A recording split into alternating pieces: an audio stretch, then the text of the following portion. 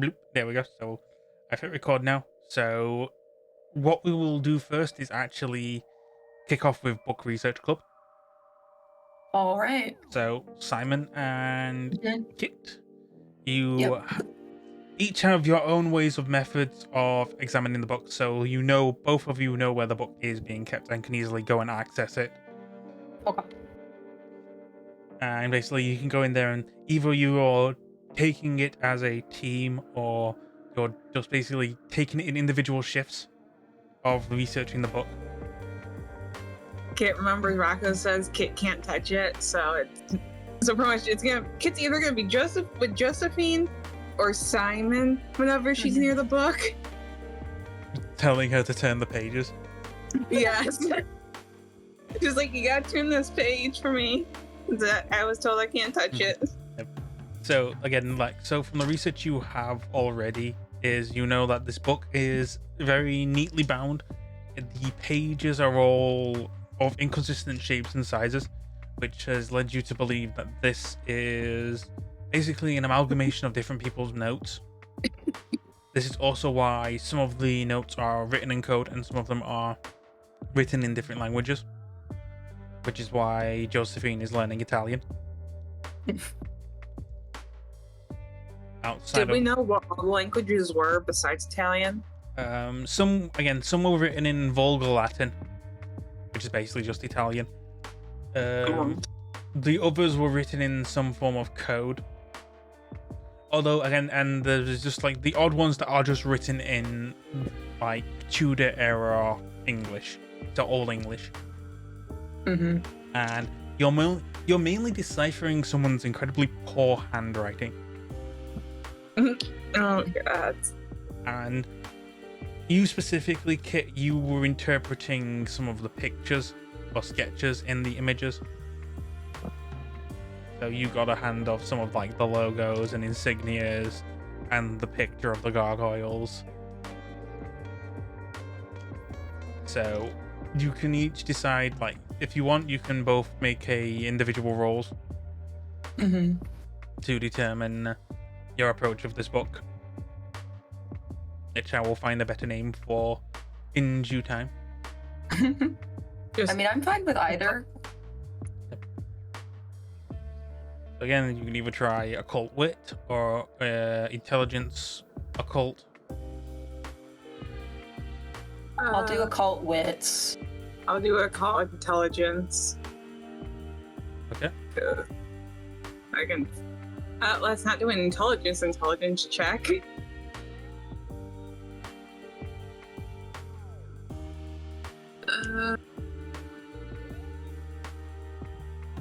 Again, those are the basic approaches of the roles and learning you can take. There are more unorthodox ways of researching this book if you so wished. I was gonna say, my other way was gonna have Kit do more of the research on what possible codes could have been used. Yep, that would definitely be an academics role. Okay, so it'd be academic and intelligence? Yes. Okay. I am willpowering this. Okay. Did help me one bit, 2 successes. So in your group study session, Simon, you have been able to determine that at least some portions of these pages have been penned by different authors. You are kind of able to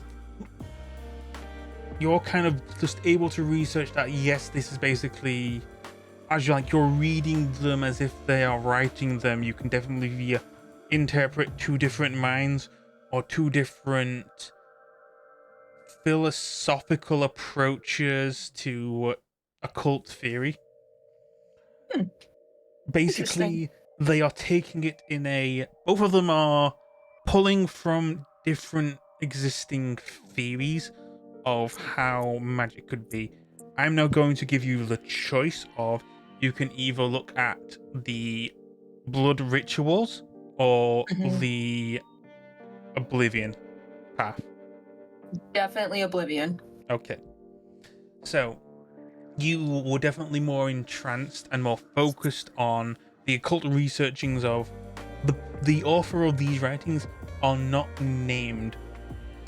And again, similar to the blood rituals, they may have been written by someone who is in fact hunting these occult researchers or hunting these Hakata members in pursuit of their research or in pursuit of culling their research, which is more prevalent in your knowledge of.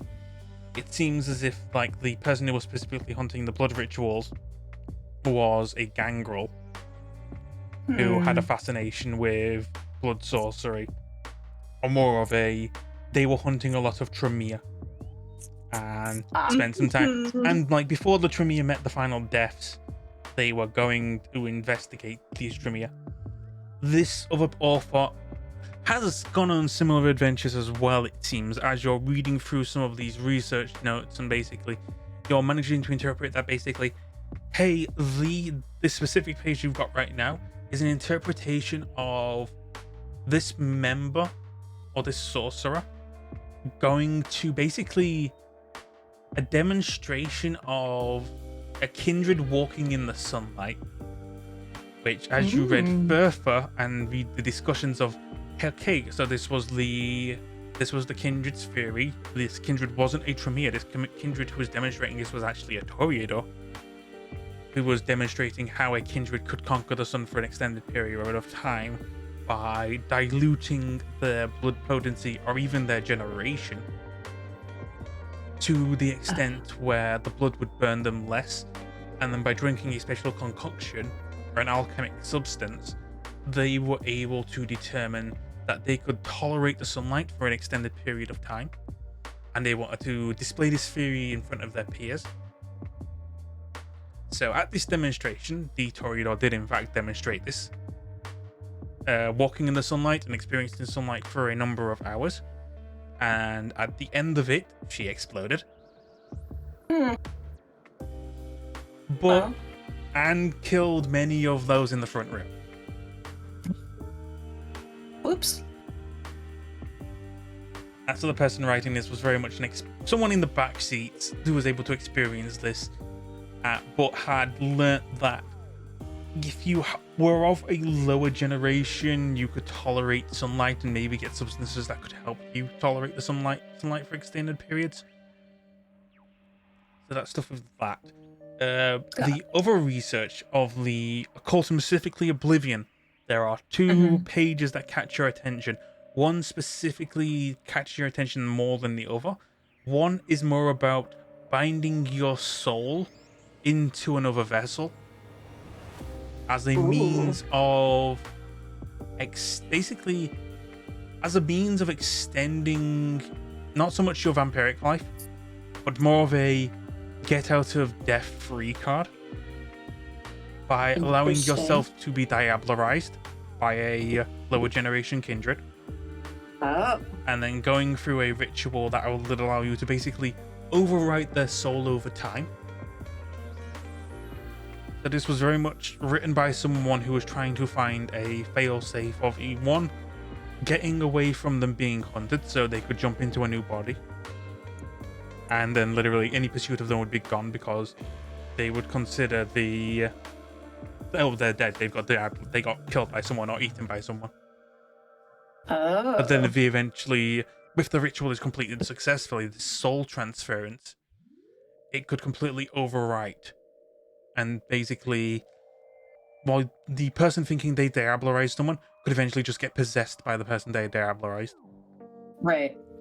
This does also go into more detail of the dangers of diablerie and why it's outlawed, why it should be considered outlawed or taboo to do, because of not just the threat of younger kindred cannibalizing their elders for power, but more still the risk of elders using that as a means of cheating the cycle.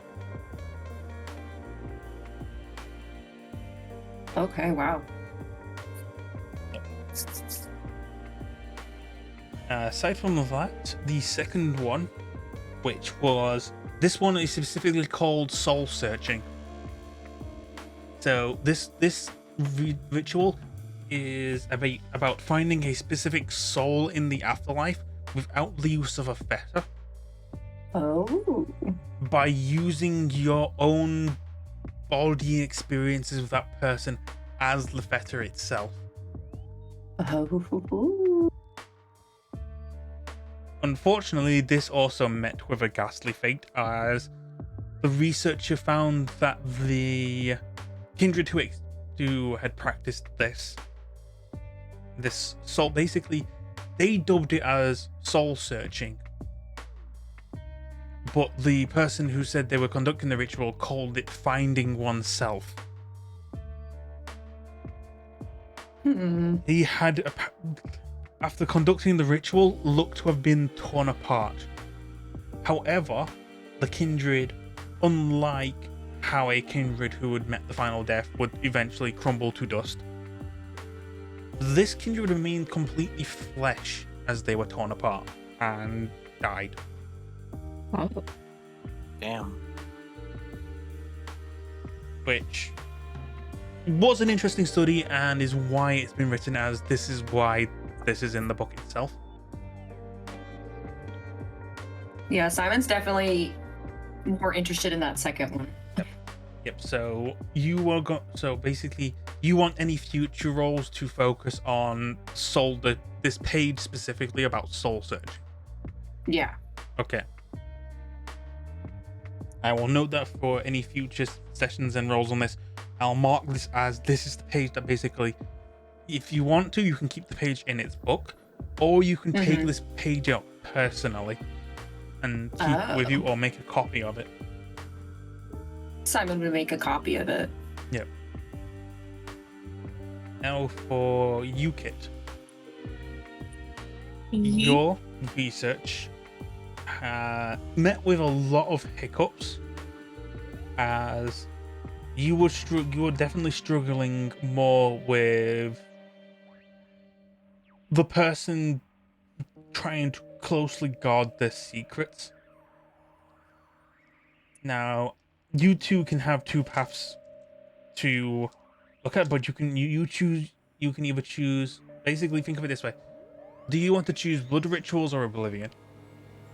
Blood rituals. You're pursuing blood rituals. You can either look at creating golems or restoring a broken golem. I'm gonna do something real quick.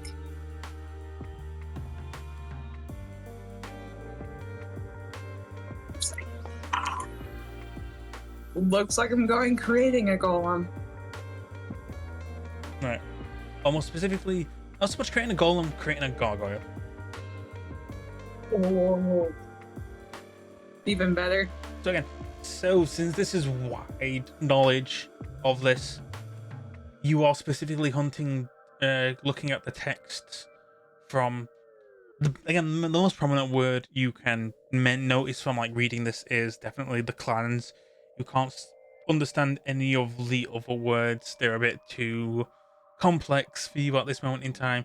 So as you look at that and you look at the ritual, one thing you can determine that is going to be a thing for this ritual, and was definitely probably a point of interest of, oh, so that's why most of the gargoyles got wiped out so easily, is when you create a gargoyle, you attract gargoyles from miles around. So basically, you make a new gargoyle, you're going to literally attract the attention of every gargoyle in that area. They are going to feel compelled to come to the newborn gargoyle and basically feast off basically like a wolf, like a dog giving birth would like lick all of the grime off of the wolf. The gargoyles would be doing the same. Definitely a means of, hey, you make a new gargoyle, which is still very taboo. You would attract gargoyles in the given area. Meaning, hey, if you want, and while the process will take months, you could pretty much guarantee you could attract so many gargoyles to you to either capture, destroy, or reason with. So that's one bit of information. Once if you were fully to pursue this, you would be then working on learning the full translation, which means you would then fully know the ritual. So that's that. So currently you've unlocked making gargoyles and the finding soul searching. Those are the two research paths you've got in this book at this moment. You can still go back and spend your other time researching other points. Like, for example, Josephine has worked on the restoration gargoyle path, still having the same issues that Kit has had with translating notes, and that's why she's wanting to learn Italian. This doesn't help. Its native language is Russian, Yep. but mainly speaks English because who does she speak Russian with? No one really. This is specifically Vulgar Latin, so like old Tuscan dialect, not fully formed, evolved Italian yet, and definitely not like Venetian or Florence. It's very like rough form. Definitely, you could interpret that this has been written by a gangrel. So, but it's a gangrel who was very academic in their mind and research, as well as in capturing and executing Tremere. So you can most likely tell the Tremere who actually had these notes before the gangrel got them was most likely just executed for having forbidden knowledge, as the texts themselves indicate making a gargoyle is still forbidden. It has been forbidden for centuries. This knowledge should technically just be destroyed, but it hasn't for some reason.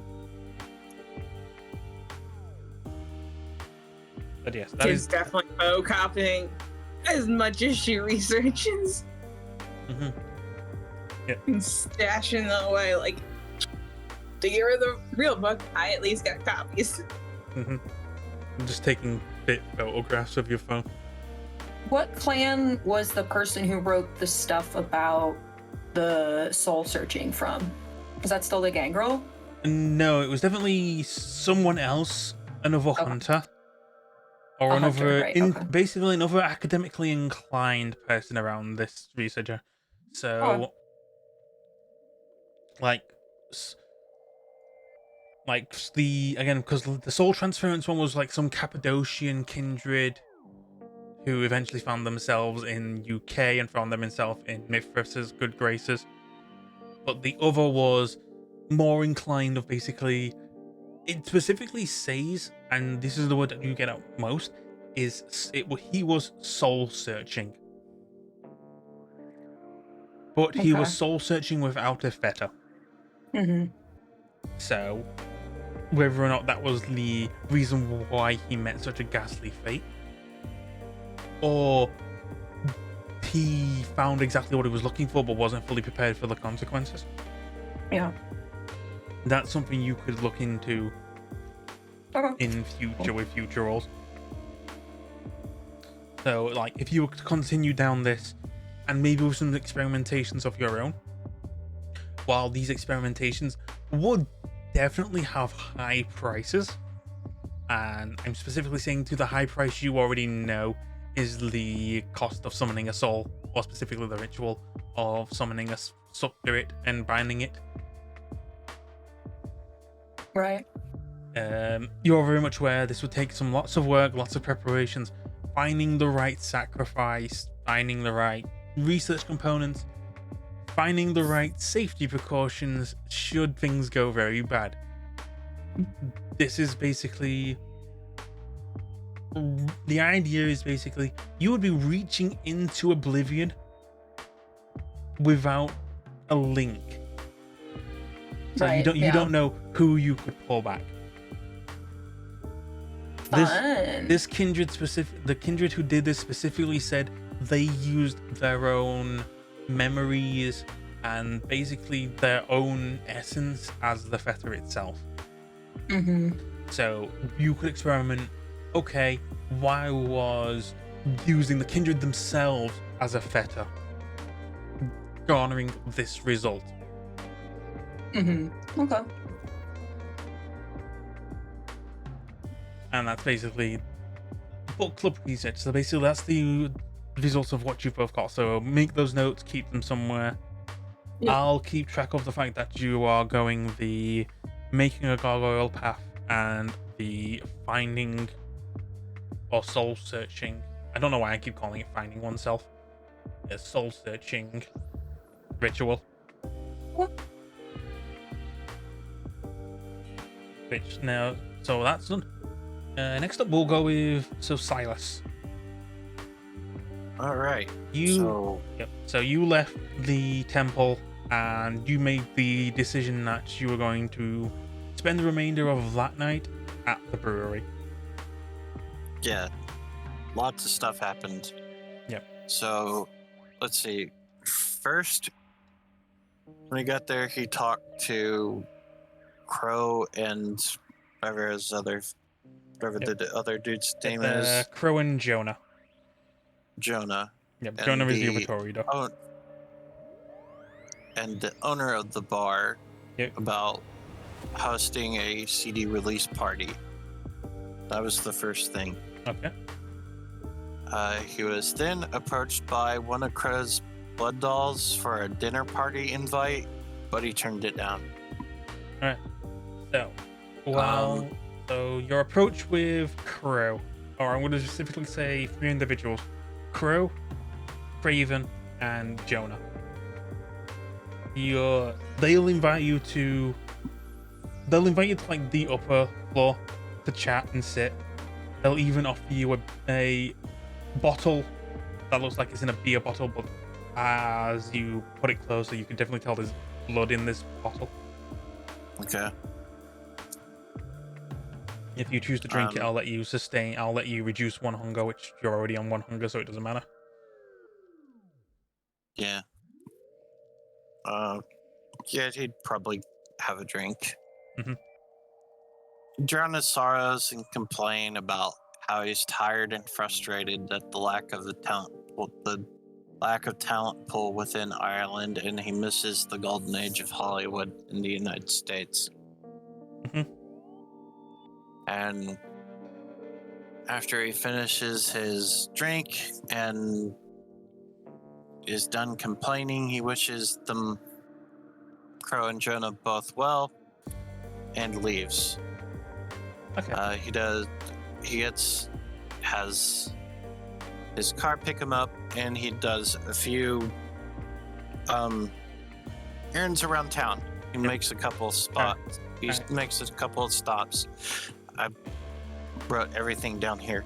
Yep. No. So first place he stops is called Rickerson and Goodall, which is a special personal fan club house, which is used as a front that sells custom tailored suits. So he stops there and has a bite. Yep. So basically. Yep. So again, I'm going to say, so that's going to be basically that's your insight. That's basically your Osiris hunting ground. Right. Yep. You don't quite need to hunt yet, so this would be all right. This would definitely be considered overindulgence if you were going to keep feeding. Which again, okay. You're on 1 hunger, so you don't need to worry about that unless you were planning on killing someone and staining your humanity. I would advise against that unless you are really wanting to lower your humanity intentionally. But aside from that, before you go, Crow specifically is going to ask you a favor. And this, I want you to roll manipulation insight. And we'll see what the results are from there. Okay.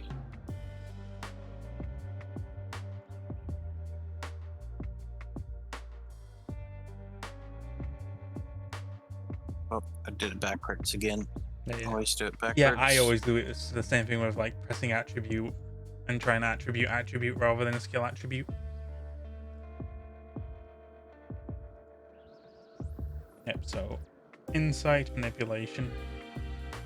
That you would be, yeah. Yep. So, two successes. So as you are leaving, Crow asks you the question of, hey, since you're with the marshals of the Baron, and they're probably going to be looking into some stuff around the influx of refugees coming to it, maybe you could do us a solid and tip us off of any roaming kindred in the area. You know, the ones that aren't in the blood, who aren't safely in the flood bank. And with your successes, you can interpret this as Crow seeing if you could find out and maybe call them if there are any roaming kindred who are not part of Dublin or not part of the Anarchs of Dublin or not in their circles for them to hunt. You don't determine what the full extent of their hunting will be, but you know that Crow is kind of just, he's asking you to tip them off for any good game in the area. So this would say something along the lines of, I'll think about it. We'll see what comes up. And with that, Crow will give you his number. Oh, he'll give you the number to his phone. And then Awesome. as you go out, you will again head to your place. I wouldn't say you've gone there to feed. It's more of, hey, you've gone there to like see how the sheep are rearing. You Yeah, know, basically. whether or not you want to like go and grab any mutton at some point in the future. He's also going there to check on his order for his new suit. Yeah. Because he ordered a suit from them. Yes. So once he's done there, he has. Let's see. Once he's done there, he stops by O'Hannigan's hardware store to have his weapons serviced. Okay. The hardware store also being a front. Yep. So. Checks on the status of that, and he doesn't spend too much time there. He just immediately leaves once he gets his Yep. So, if I can ask, and this is specifically for what you're asking for, Francine, what is the nature of the CD? So, who is the artist? So basically, who is who are you patroning for? So, who is this artist of the CD? And what style of music is it? Oh, I haven't thought that far along. If you want, I can I can't make the decision because I know you have. I can't think of a name, but the genre would be something along the lines of emo music. Yeah. So basically, it's definitely something that would fit the band, like the band music and like the bands that play at the brewery. Yeah. Low rung, so like probably like you have like a few of like the up and coming like bands from like the colleges or stuff like that. Correct. Yeah. So I think this next part will probably require a roll from me. But I noted down. this one won't specifically. I was just double checking whether or not this would have come from maybe it's a CD from Kitty Henderson, who is your touchstone. Okay. But since you just stated it's an emo band, no. That's not what I meant. I meant the next part I'm about to read off. So after he really leaves the hardware store, he meets up with his undercover news source on Nosferatu clan member movements and takes a couple notes down in his mind. Yep, so this is definitely going to require a roll from you. Yep. As expected. Either charisma, persuasion, or manipulation streetwise.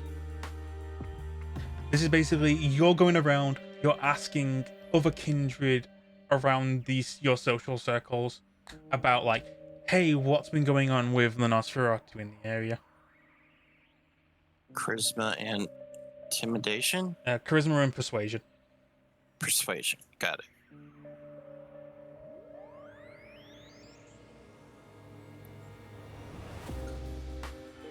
Baby, give me a good roll.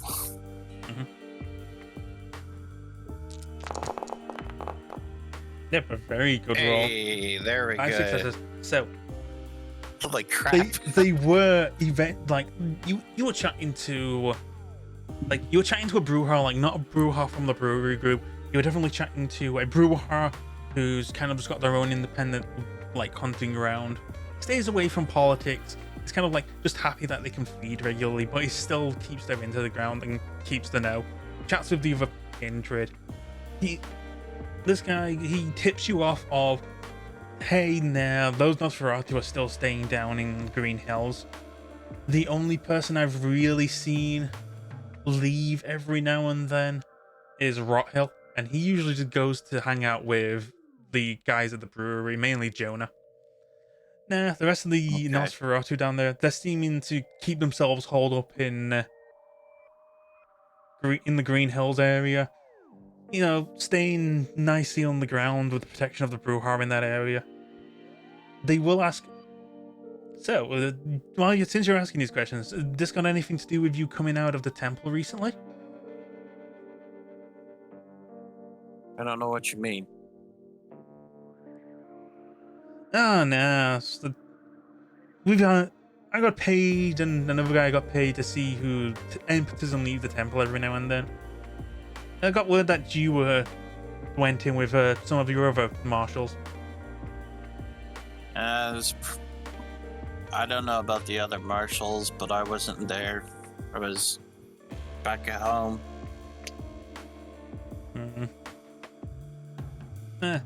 So he quickly wraps up his business and stops at a newsstand, buys a latest fashion mag, and a makeup gift card for Kit. Okay. And stops right next door. Stops right next door. That's the newsstand is right next door to a Kindred run liquor store. So he buys 2 bottles of fine blood wine, one for his sire, and then another for the Baron, and has them sent to the brewery and Governor's Mansion respectively. Yep. And so that's a lot of cash you're throwing. That is a lot of cash you're throwing around, and a lot of basically you're doing a lot of mechanical things right now that would definitely rely purely on your backgrounds and your havens and stuff. Definitely from backgrounds and havens you don't have the resources dots for. So I think what we'll do is, again, like if you stopped off, you bought the magazine, and then you went home, like none of the, because again, like getting blood banks and blood panks, the brewery has its own supply.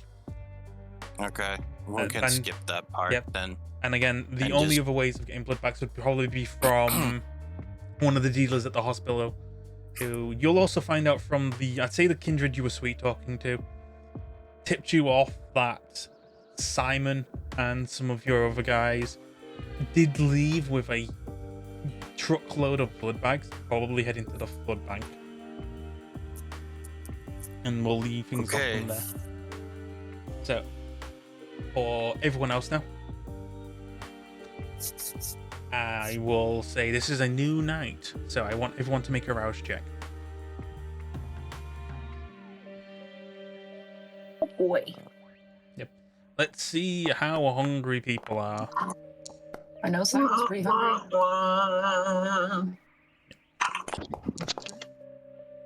Failure. Hungry. Failure. Whoosh. We all just. Okay, Damn. just give me a second. I'll do this purely in good faith. Oh, Oh god. oh my god. Failure. It's hysterical, honestly. Oh, yeah, towards my water. It must be one of those natural phenomena. It was like, hey, every Friday the 13th, every kindred fails there. Every single kindred is Swear to God. slightly hungrier. Perfect. Yeah, no, Yep. makes perfect sense. So- Oh. And so for the kindred who are on 2 dots now, we'll leave you off for now. The main priority we'll say is Simon. So God. you are the highest priority, so you are on 4 hunger right now. Uh-huh. You have the choice of going about your day with the hungies Yeah. or figuring out your situation. So you did get a nice shipment of blood bags. Mhm. However, what happened to them has led to you again now being low on stock. So you only have 2 blood bags at this moment in time. Okay. You can eat both of Right. those blood bags and sate 2 hunger. Okay. I might as well do that because I feel like 4 is a dangerous place to be. Okay.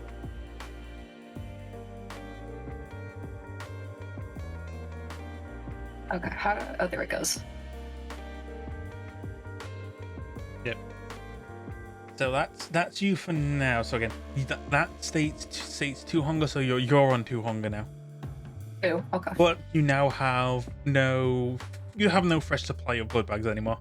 The Mhm. remainder of what you could have taken went up in a puff of bloody mist the prior night. Simon is so pissed. Yes, so much I bet. iron flew around with that So single mad. shot. But again, you aren't limited to your prior hunting method if you wanted.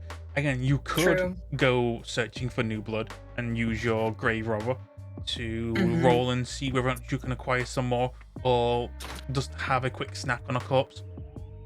Yep. Or you can be an actual kindred and go and hunt people. Yeah, that's a very last resort. Yeah, Simon's gonna look into Maybe possible one of alternatives. the interns can have a nice little nap in the storage cupboard rather than do their Ooh. work.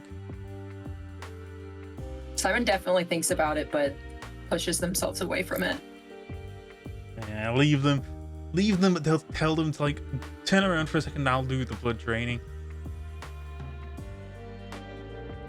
Oh, it would be so easy. So I will ask you if you want to use your grave robbing for a bit of quick hunting to finish this off. It would be Yeah, why not?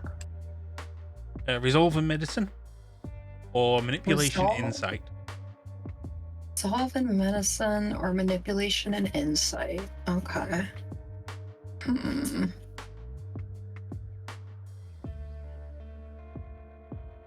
What am I better at here? Probably resolve and medicine, I believe.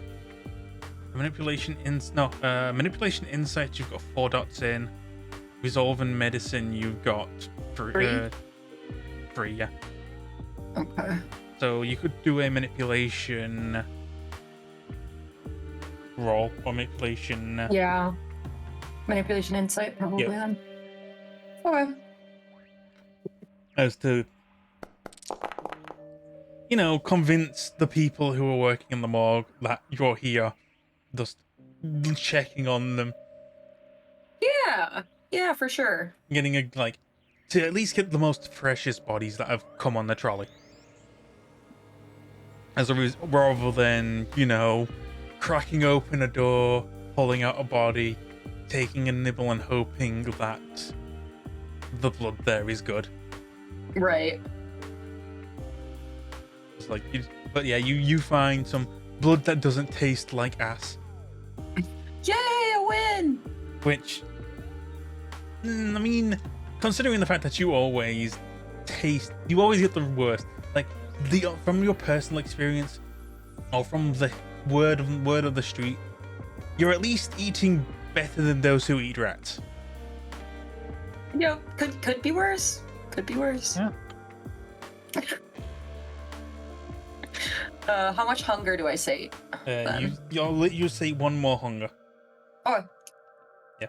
Just going to 0 kills someone. Yeah. got it. Makes sense. Definitely. Again, after like eating the 2 blood bags, which you know were the blood of a kindred, Mm-hmm. and then going to just normal mortal corpse blood, definitely. It's like having a really nice 2 cans. Vintage. No, like 2 cans of classic Coca-Cola, and then you're going to like Coke Zero, or Gross. Oh, basically God. ice cold Coca-Cola, and then lukewarm Coke Zero. Disgusting.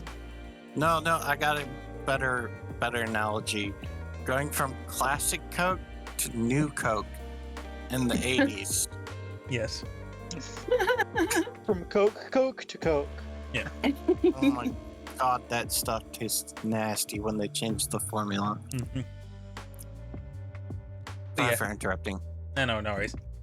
Again, I believe the intent was proven of like how different blood tastes depending on the source. Like you have Yeah. like fresh from the body is like the most delicious stuff you can drink, and really fills you up really well. Again, kindred blood tastes even better and is kind of addicting. So you definitely need to show some self-control when drinking from a kindred, especially drinking from, say, Josephine, who we'll say this is the rumored Josephine's blood is the rumored Coca-Cola with crack in it. No, which is the reason why Penelope will never let anyone eat from Josephine. Mm-hmm. But yeah, so with that, everyone has received some information of basically, or received the same call, although like one of you will be more confused than the other 4, of basically saying those 2 kindred are still in the Arbor prison for questioning. You might want to get any answers from them tonight. We're expecting guests. Frowny face. Interesting. Frowny. Interesting. And so this call is from Rocco. He'll tell you the key is up Darren's ass.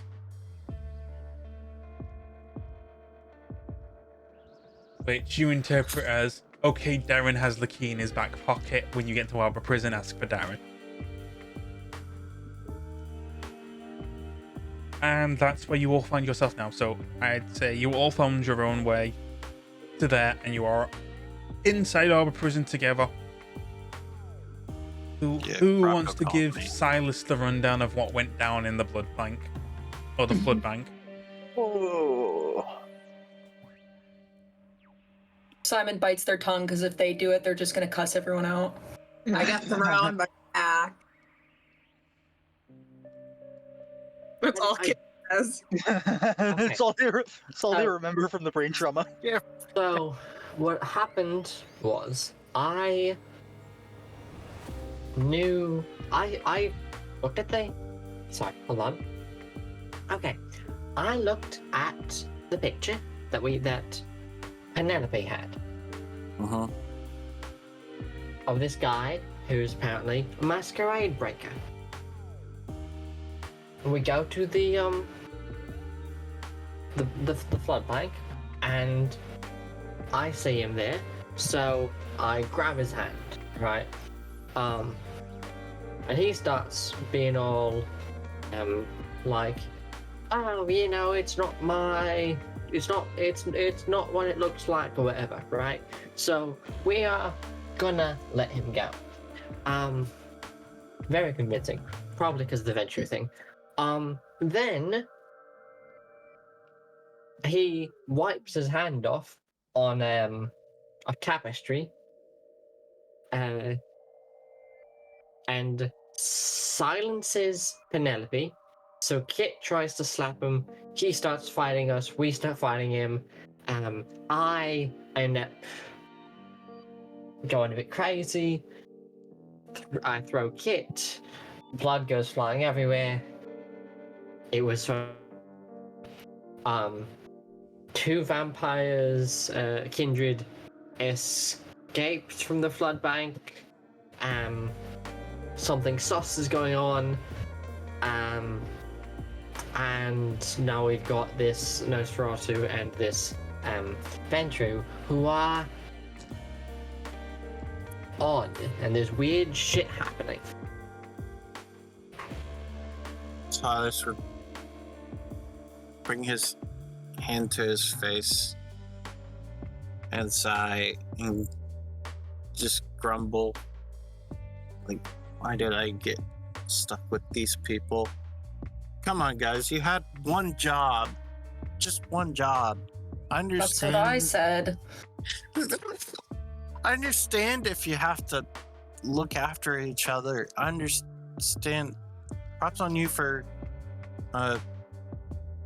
defending Josephine or whatnot, but come on, guys. Did you have to throw Kit into the thing? It was not on in.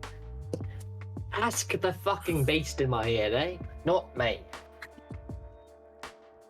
The beast in Mac's head will plead to remain silent. Fucking bastard. It's just gonna look over. I forgot I tried to slap him. Guess your throw is pretty good there. It made me forget. So let me get this straight. We've got Nosferatu and two Kindred on the run, which I assume we're being called here. Since we're being called here to the prison, supposedly they've caught them or something. No, we brought in the Nosferatu and the Ventru. The Ventru. Who escaped was, great. I think, a Malkavian and the ones who escaped were Malkavian and something else. Yep. So full play-by-play. It wasn't the Malkavian who escaped. The Malkavian got taken back down by Benny. Right. Yeah, correct. At the moment, you don't know the two clans who escaped, but you're basically just calling them two K-teams have escaped. You got the Nosferatu, you got the Ventru, who you originally were planning on trying to kill, or one of you is still planning on trying to kill. I've been charged to kill him. I have to kill him. Yep. So, aside from that, play-by-play. Kit tries to slap the guy. Guy ducks. Kit falls over him.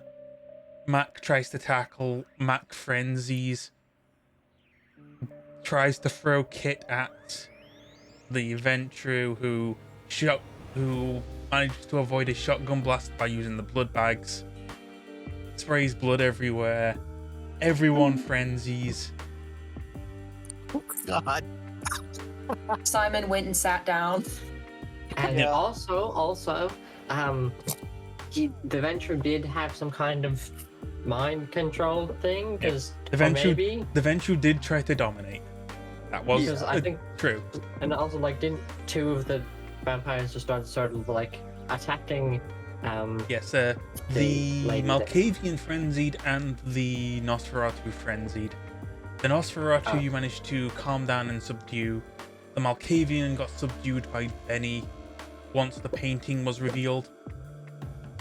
And then basically she just dragged the Malkavian back down and told you guys to fuck off. She was going to talk to the Baron about this. The Malkavian was partially subdued by the shotgun blast it took, and fully subdued by the Benny. Yep. So that Malkavian is still there in the flood bank. That's the only other refugee Kindred who is there. You've taken the Ventru with you, and you've taken the Nosferatu with you.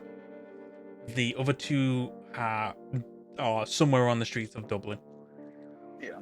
So, at this moment in time, you have the Ventru, and you have the Nosferatu. Basically, in the hold for questioning, you can pull one out, question them, or interrogate them as to what went down, or basically you have what questions do you want to ask, or what questions do you have around this entire situation? Because my entire thing is I don't care if he's actually innocent. I was told to kill him. If I have to, I'm gonna force a confession. Yep. I'm gonna roll a d5, and by that I mean I'm gonna roll a d6 and not re-roll ones. Okay. Mac, you're going to get a picture sent your way. A picture? Yes. Okay. Okay. Rocco has sent you a message to let you just know who is on basically who he's picked up and is coming with. He thought, hey, I'll send them a little message to just give them a heads up of, hey, this is the situation you're in. Basically, hey, these are the guys who are going to be coming with to basically hear what you have to say. And fortunately, I do have to show this to everyone, but this is specifically for Maxis. It looks friendly. Mac, you recognize this person as your sire. This is Victor. Oh, yeah, right. Victor is coming. But, I mean, he seems to be unimpressed with the 2 fingers up, peace sign selfie that Rocco just took. But he's given you the impression that Victor is coming for whatever reason. And Victor is coming, that means there's going to be other Kindred from Belfast coming. So so the current information you have, Mac, if you want to roll a streetwise intellect streetwise or some form of streetwise check to figure out how your situation is currently, you can do.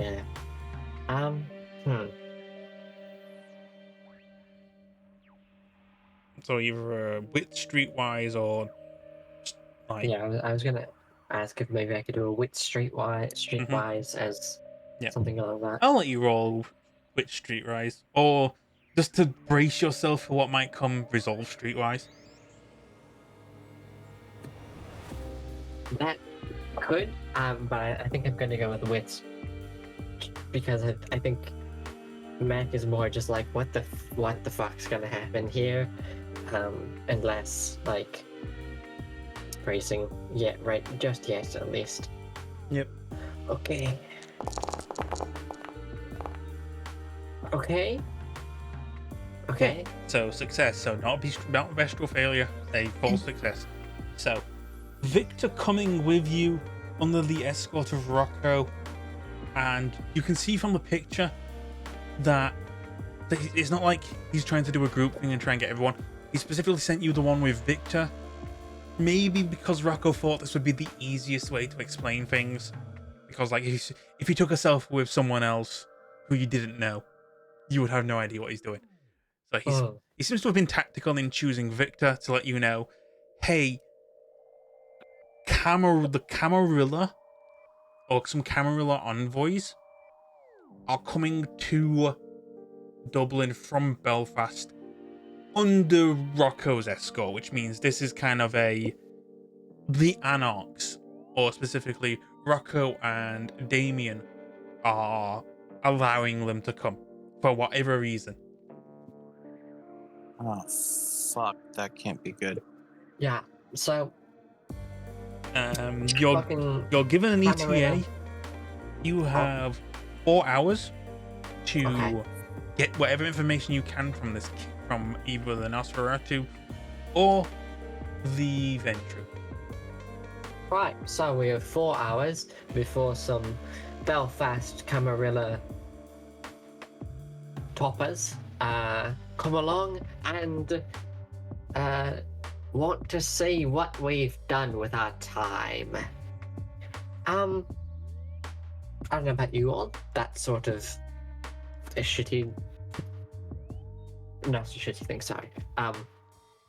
That's going to be tough to do. We may have to be a bit tactical about this in a certain sense. So who's the best at nice talking? So that way we can have you talk to the Nosferatu while Penelope and I suppose, talk to the Ventru. Also, Penelope,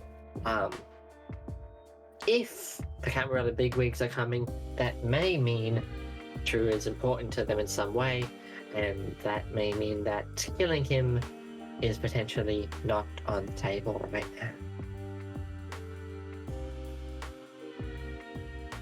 I mean, I'm pretty good at talking, I think. What is it that we want to ask them? I mean, for the Nosferatu, that'd just be like, what's going on? What's the problem, you know? What's going on in the flood bank? Why did we want out so badly? Right. That's the one. And then for the Ventru, I mean, I mostly just want to know who the fuck this guy is, what he's doing here, I guess. I'm also, I mean, I guess we sort of maybe know. If we can confirm what's going on, that'd be nice. Well, it'd be easier if you guys knew exactly, because I had to lie in order to obfuscate where I actually got the photo. I got it from Father Jacobs, the person who's at the church I'm at. And he's not very... He's a ghoul, but he is still a hunter. Okay. So it is probably much more plausible that the Ventru is actually a Masquerade breacher. I mean, that is basically and we'll flash up a nice little shining gold spinning photograph of the Ventru feeding as evidence. Yep. Okay. So, if we can get some kind of evidence or confession fully of wrongdoing, then we can perhaps be allowed to execute this individual. And then for the Nosferatu, if there is something suspicious going on, sorry, wrong voice. If there's something suspicious going on in the flood bank, then we can get that information from them and stop it, I guess. Right. Yeah, I mean, definitely the whole thing Benny had going on was very suspicious. Yeah. Kind of scary. Right. Too. So how are we gonna stop this exactly then? I mean, How do we want to split the groups? Yeah, That's the question. Philip, I can talk to Mr. Silvertongue, fuckhead, and y'all can talk to the. Also be there for the Ventru. Yeah. So basically, you can either split yourselves up into two groups to question. To basically, so like, who picks? I'm gonna pull everyone's tokens. Come to the Blood Ocean. Come to the Blood Ocean. Top right corner of the screen. Yep. And who am I missing? I'm missing Mac. So we have you there. I'll put. Yeah. 2 seconds. I need to rename you because you don't have the right name. Uh-oh. I need to add. Do I have enough? While we're in between scenes here, do I have enough XP to add a dot to my skill? XP wise, you currently have. So you have 9 XP. What skill are you specifically trying to do?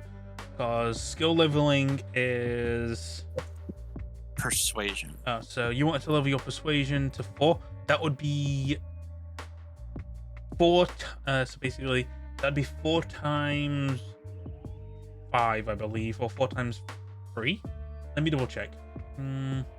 4 times 3 for persuasion. Yep. So that would be 4 times 3. So you would need another 2 points, because that would be 12 XP total. Okay.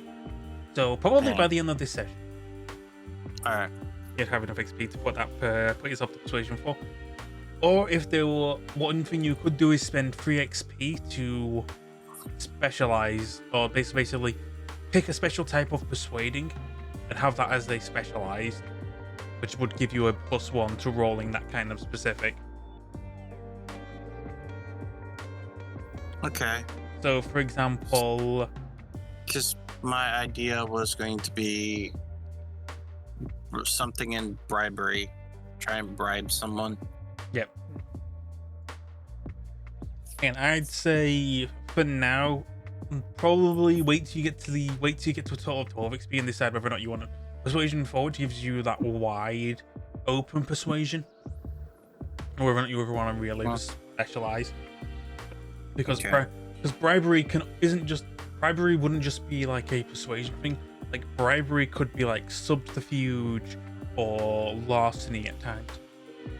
Yeah, that's what I was thinking. The skill names are all over the place, so I Yep. can't really figure out they're what like- it would fall under. It's a wide spectrum. Like if you can twist persuasion to get you what you want, or like persuasion is kind of something you would use to get past something without having to bribe. Mm-hmm. But yeah, so like persuasion 4, or maybe like a persuasion specialty that's like sweet talking or buttering up. That could work. But yeah. But for now, we'll leave you with that. So I'm gonna get the Nosferatu, All right. whose also name isn't up increased. Give me a second. His name isn't Nosferatu 10th. It He's looks not- like the token art looks like looks like a guy from, like, if he was a janitor at a monster school. So you have the Nosferatu called Coterie. And you have Rain Gate, the Ventru. You can split yourselves up. So basically, if you're talking to, so again, if you're interrogating them at the same time, you can basically, that covers both of them in less time. See what information you can get. Maybe you'll have some like time to maybe even leave and chase up some clues, but we'll see. So who's tackling who? I'm going for the fucking Ventru. Okay, so currently Penelope and Mac for the Ventru, Simon and Kit for the Nosferatu. And then Whose name was what again? Sorry. the Nosferatu is called Puckley, Puckley. Okay. and Silas is also going Puckley. Yeah, I'm going to monitor things. Help Simon if he needs it. If at any point you start hearing screaming, ignore it. All right, so first things first. Fair enough. Penelope and Mac, you enter, and again, I'd say you are getting assistance from like prison guards who know what they're dealing with, to like bring the Kindred in, or like tell the Kindred to go to these rooms and what might happen if they don't.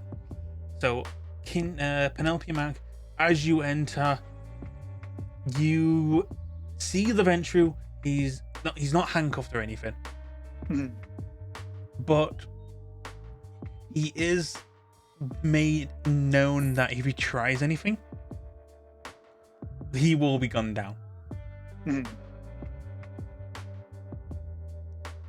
So he's sitting there. Yeah, he looks again. He's battered from the prior night of when Mac bit into him, and basically he's not. He is looking very irritated and hungry. His lip is like he's obviously not been able to do any healing. So he still looks as roughed up as he was the other night.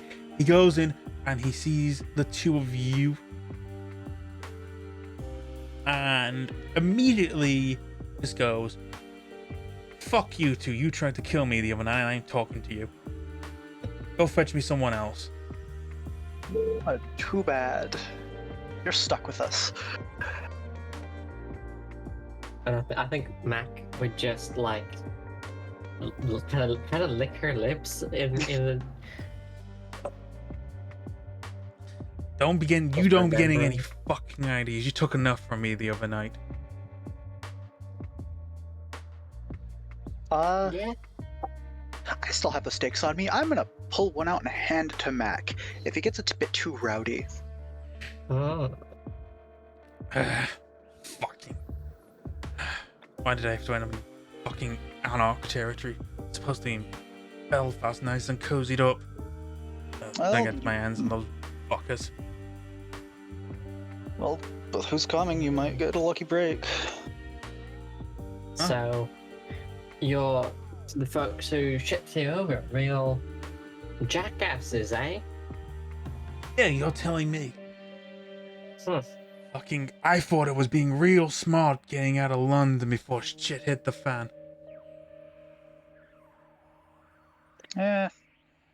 Honestly, you shouldn't have left. The people who are hunting there are gone now. Huh. I'll believe it when I fucking see it. The roaches who remain there will still fucking fester. Sure, one or two kindred might be able to stay lowered down and hiding out. Or maybe even mount out some kind of defense. But whatever's gone down in London's gonna fucking happen in London. As long as it doesn't branch out, we're fine. Yeah. But we're not exactly here to talk politics. More to get an idea about what's going on with you, eh? What? Well, as he goes and puts his feet on the table. Well, you see, I had to stay at this prissy bitch's art studio because she says, hey, you go out, there's gonna be so many Anarch Brujas who are just really itching to get a bite out of someone who is of the Ivory Tower. So, I was going to sit nice and tight, let that prissy bitch do what she wants with the other so long as she doesn't touch me. We had a nice deal going, me and that chick. She gets to do this and her thing. I get to sit cozy until she can get me and out up to Belfast. Was originally going to just, once I got a good meal in me, make it out on my own. Know those other two were planning on doing the same. But then you guys came and ruined my fucking plan. Yeah. Honestly, good. If you had gone that, you would have been fucking murdered, or worse. Really? Worse? How so? Enlighten me. I mean, there's You know a lot of what- things that can happen to you without you dying. I mean, you know about the park, right? Park? What, Phoenix Park? Yeah. I mean, you could wind up there and end up dying. Who knows? Should just fucking swim up. Maybe crying across the channel again. That's what that Nosferatu did. Heard he swam. Okay. Well, how about we go start with simple things, eh? What's your name? Oh, so what? We're having a little date here? More interrogation, and if you don't cooperate, it might end up as torture. Name. So it's one of those kinky dates, huh? Fine. Name's Ryan. Hmm. And let's say if you can get me something to eat, I'd be more inclined to talk a bit. You want any records, Ryan? Who's hungry for food? I'm not too picky. Those two guards who brought me in look like they do a lot of exercise. Maybe playing a football team, one of them will do. Right. And records. You know, you on some kind of, I don't know. You know, have the cops ever got you or anything like that? Hey, I keep my head down. Unlike you brazen idiots, we at the Camarilla take the Masquerade really seriously. We don't overexpose ourselves. We don't do stupid shit like have our clan logos on business cards. We stay nice and in the shadows. We pick and choose who we take a bite out of. And we do it nice and secret. It's only when push comes to shove that you end up with something stupid like that. And he points at the photograph. Seems like you aren't doing it well enough when the Inquisition wants to know where you are. Fuck. Knew those guys at the fucking crossing were too good to be true. I'll tell you what, I'll fucking tell you what I know about those border crossing assholes. If you can guarantee that they'll fucking pay.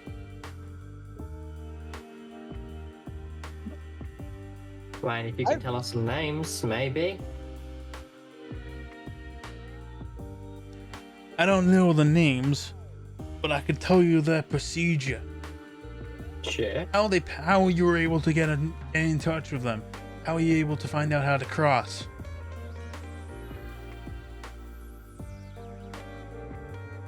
Sure. Alright.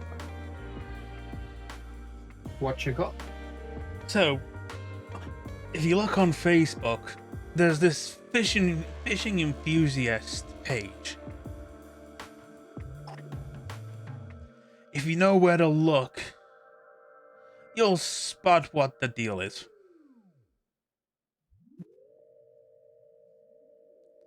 Huh. But if you're wanting anything else, I'm gonna need a bite to eat.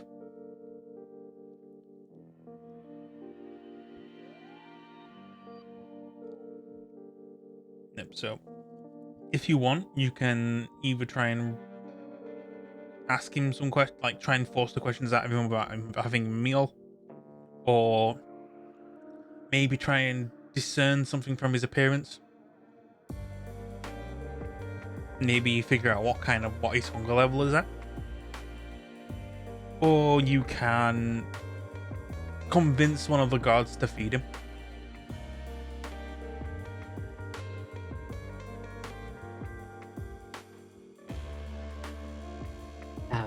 I mean, I can't really look very good, as in like a very good perceptive abilities. What about Penelope? I could use Sense the Beast on him. What does Sense the Beast do? System roll, resolve, and animalism versus composure and subterfuge. A win allows me to sense hostility. Critical gives me exact information, such as their hunger. Yeah, so if you want to, you can try that. Yeah, solve and animalism.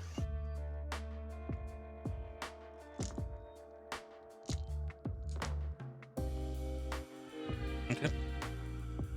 Solve and animalism versus... Yep. So, you succeed. You find out that he is on hunger 4. Ooh. And I'd say from the way he just as you're doing this and like you're looking at him, he just like, don't you fucking look at me like I'm some kind of animal. And he slams his fist on the table, leaving a dent. Hey, no property damage. This isn't your house. So you're inclined to believe he just experienced a bestial failure. So he is very hungry, he's very on edge.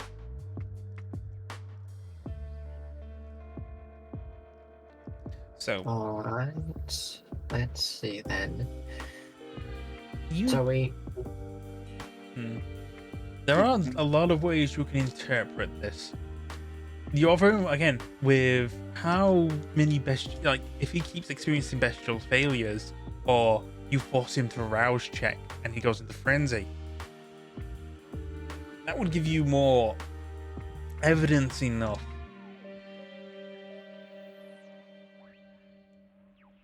to push him over the edge to make it self-defense, Make him angry enough to try and shut us up. or make him frenzy, which in a sense could be a form of torture.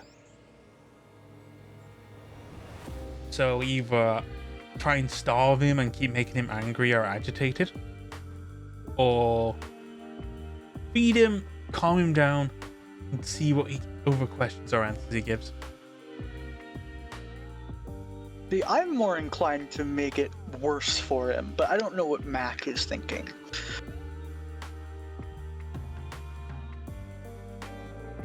Honestly, I think Mac doesn't Mac knows that we have this guy because he's maybe done some things wrong. He's obviously done at least one thing wrong, which was the whole Fandango. Yeah. But from there, I mean, we have him right now, and he's saying that apparently there's some kind of border crossing group that is, I guess, trying to out vampires or something. And that could be a potential problem.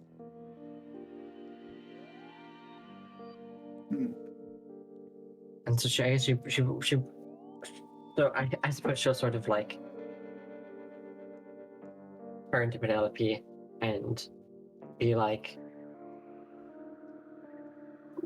maybe we can get him just like a bite.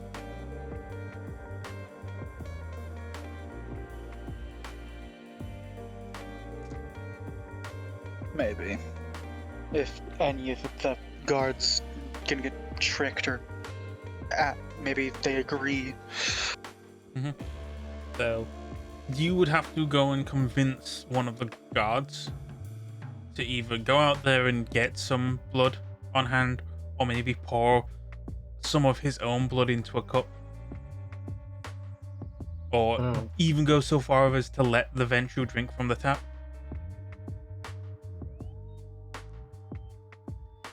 Might take some convincing, but if you want to try and persuade a guard to do so, or even use your authority to do so, you can try that way. And by authority, I mean using your status as marshals, which would give you a +3.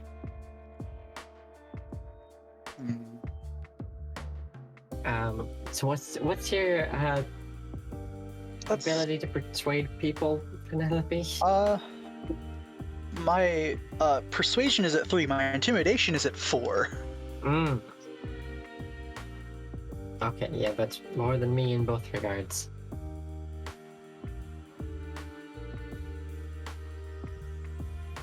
One. So I suppose so then do I stay here to? Yeah, if he gets a little too handsy or talks back a bit too much, give him a I'd say pokes. so. I would say charisma, persuasion +3. So add an extra 3 dice, persuasion. and then add an extra 3 dice for your status. Okay. Yeah.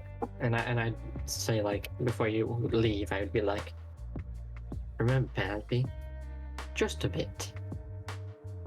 So 3 extra vampire dice, I'm guessing. Yes.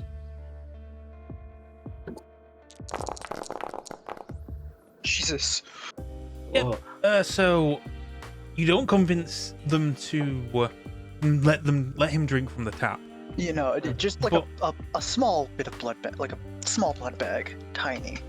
So what happens is they go, okay, we'll be back in a moment, and he leaves, and then a few minutes later he returns holding a number 1 dad mug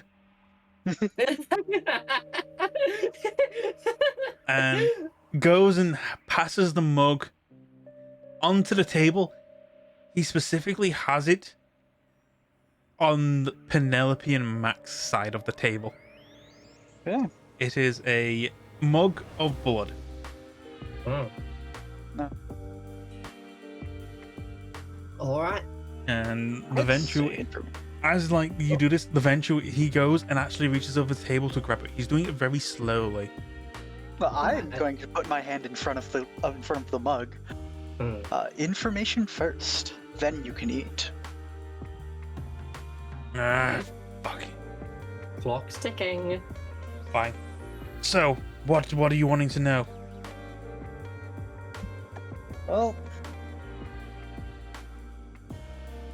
You were talking about the process. The fishing group. Oh yeah, what to look for. It's not so much what to look for; it's more of who to look for. If you go on that Facebook page, scroll down until you find the right person. Look for the right guy with the look for the guy with the right fish. It's got a picture of a fisherman with a fish catch, but the catch already has a yellow tag on it. That was the teller I was told to look for. After that, I go and butter this guy up on Facebook, get to talking, talk about the fish, talk about wanting to see what fishing's like in Ireland, that kind of stuff. Then they tell me to head to a location, say, hey, we want to make sure you don't go fucking over our good thing. We're gonna need to take a picture. I was a bit hesitant at first, but knowing that these guys could fucking tell anyone about this, or that I was doing this, or that I was some kind of coward fleeing, I relented. I mean, free meal before the trip, you know. mm-hmm. So, had a bite, got on the boat, about an hour's trek across the sea, end up in Dublin. Then this prissy bitch comes and says, "Hi, welcome to Dublin. I hope you have a nice time. I'll be sure to get you across first, but you're gonna need to go and sit tight in this location. Things are a bit dicey in Dublin." Of fucking course, it's an octave. When is it not dicey? So yeah, I was sitting tight at the prissy bitch's place. Until, you know, days started to pass and I wasn't getting a good bite to eat.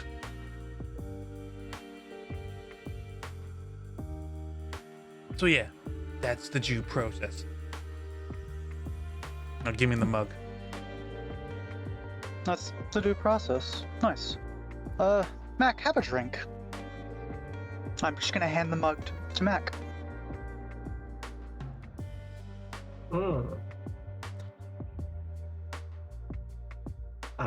I suppose I will take the tiniest little sip. Are you pretending to sip or actually drinking? I think I'll take like an actual little sip, and then I'll pretend to sip more. I want you to roll a rouse check. Okie dokie. Fingers crossed. Having Okay. blood shit. this close to you is too tempting to resist. So you try to pretend, but the moment the blood accidentally hits your lips and a bit seeps into your mouth, you pull the mug back a bit more and begin to... You take at least 2 gulps. Oh. And I'll put you back onto 2 hunger. Oh, This great. Oh god. this blood God. is... You've had half of that mug. That blood is really good. Alright. So some And, good stuff. I'm gonna take the mug and I'm gonna hand it to him. He immediately snaps it, chugs it back. And you feel like at the moment he does that and grabs it, smashes that number 1 dad mug on the table. And you just see it crack at the handle. and you could honestly hear behind the mirror glass, my mug. Oh, oh. As- Seems a bit much. Not even enough to sate one hunger. Fucking. Why'd you have to do that? I gave you everything I needed to tell you. And you... I That's don't what I get like for you. trusting Why would I Anox. Why would I treat you like a person?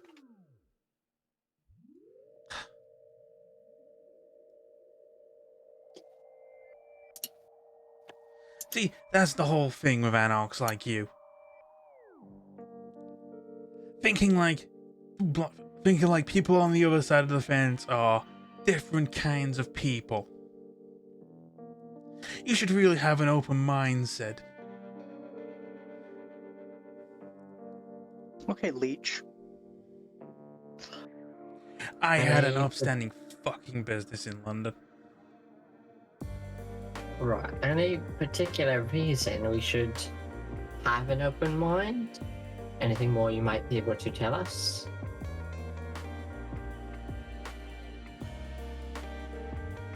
I'm sure you got something in there. You know what? Like, who are Fuck you, you. to the camera? I'm not saying another thing until I get a goddamn lawyer.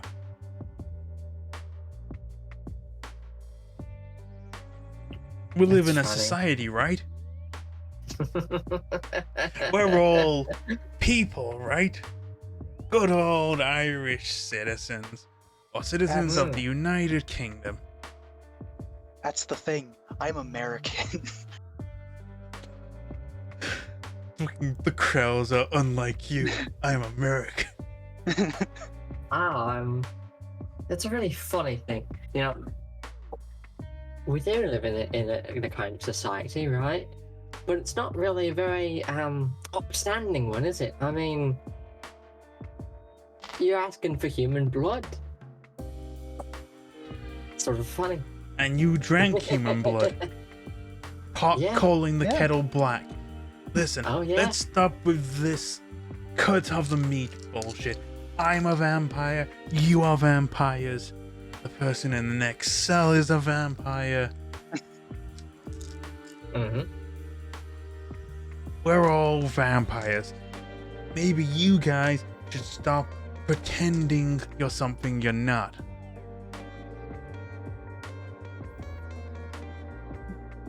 Now, That's true.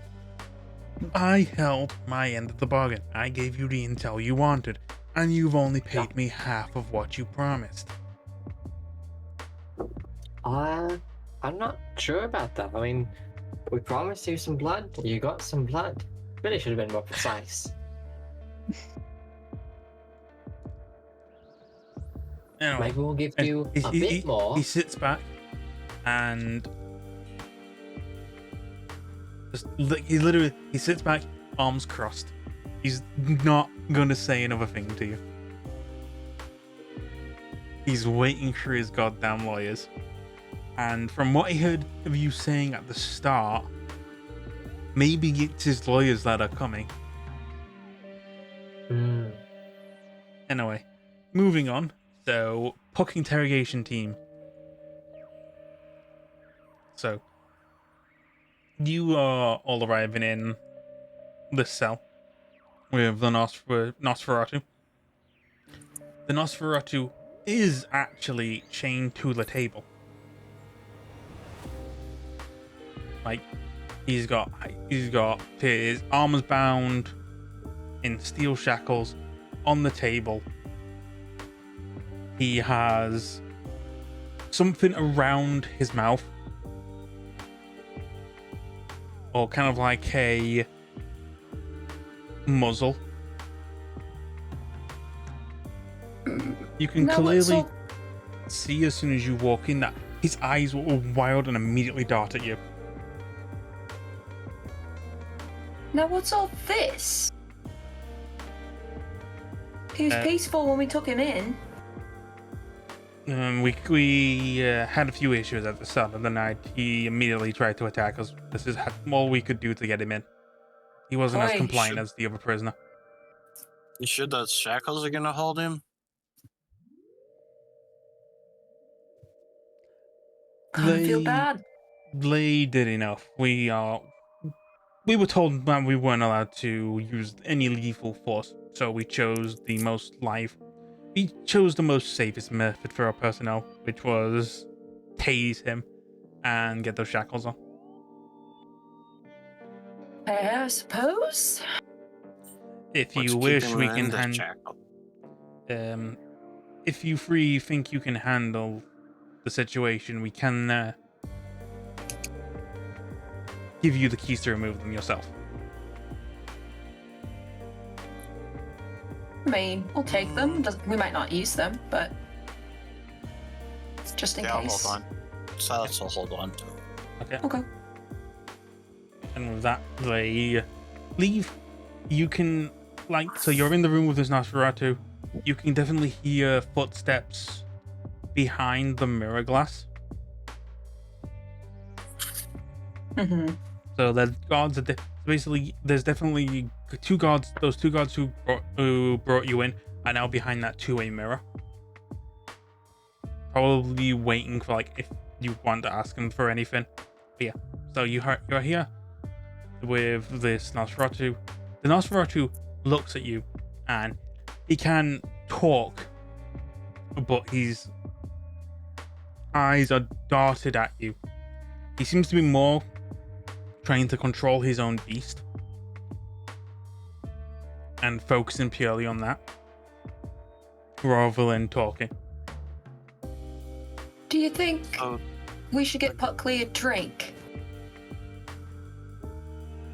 Would be smart if we want some information out of him. Any at all. Yeah. Silas is gonna walk up with the keys and undo the gag around his mouth. Okay.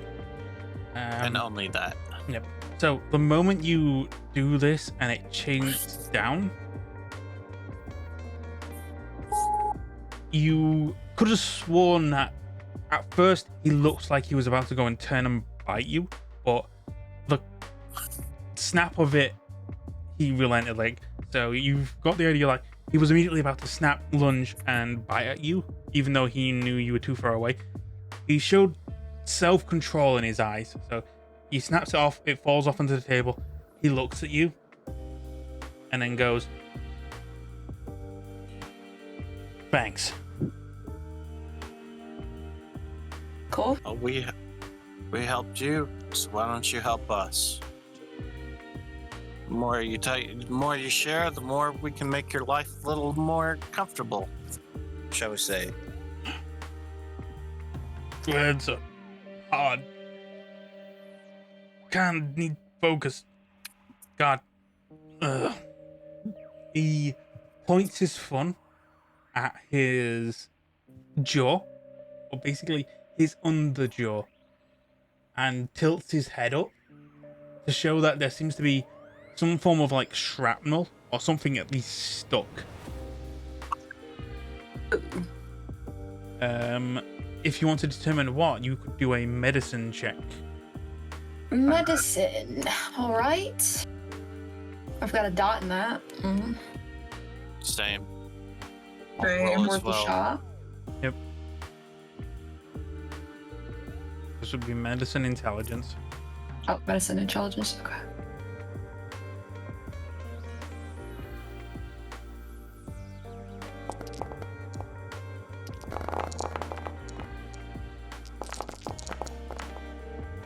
Okay. So, results. He has a piece of a shotgun pellet stuck in his jaw. Probably a Fucking stray. shotgun. Yep. It's probably a stray pellet from when he got clapped by Penelope.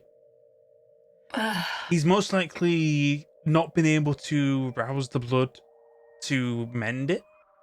So he's kind of just sitting there with that shotgun pellet stuck in his jaw. It's probably been irritating him. And again, because of how hungry he is, he can't rouse the blood to heal it because he's already on max hunger. Mm-hmm. So that's his predicament at the moment. Oh, He's definitely Well, the way the pellet is. It's definitely obstructing his jaw movement. could certainly get that looked at. You can either It might try be wise to feed him first so he doesn't bite our hands. You can either feed him and make him do it himself and basically push it out and heal. Or you can just try and actually get the bullet out himself so he can then talk. But he is on 5 hunger. Yeah, I don't know if I want to stick my hand in there. Me either. No offense. I'm sure you understand. Okay. So we're gonna try and persuade the guards. Yeah. If we're gonna give him some blood, I think we should only give him a little bit, just enough of the what's necessary. Okay. Because if we give him too much, he could use the strength to break free of his shackles and then attack us. And I don't want that happening. So you want to persuade the gods? Yeah. Yeah. So charisma persuasion, depending on the number of Okay. successes, will depend how much they will be willing to offer.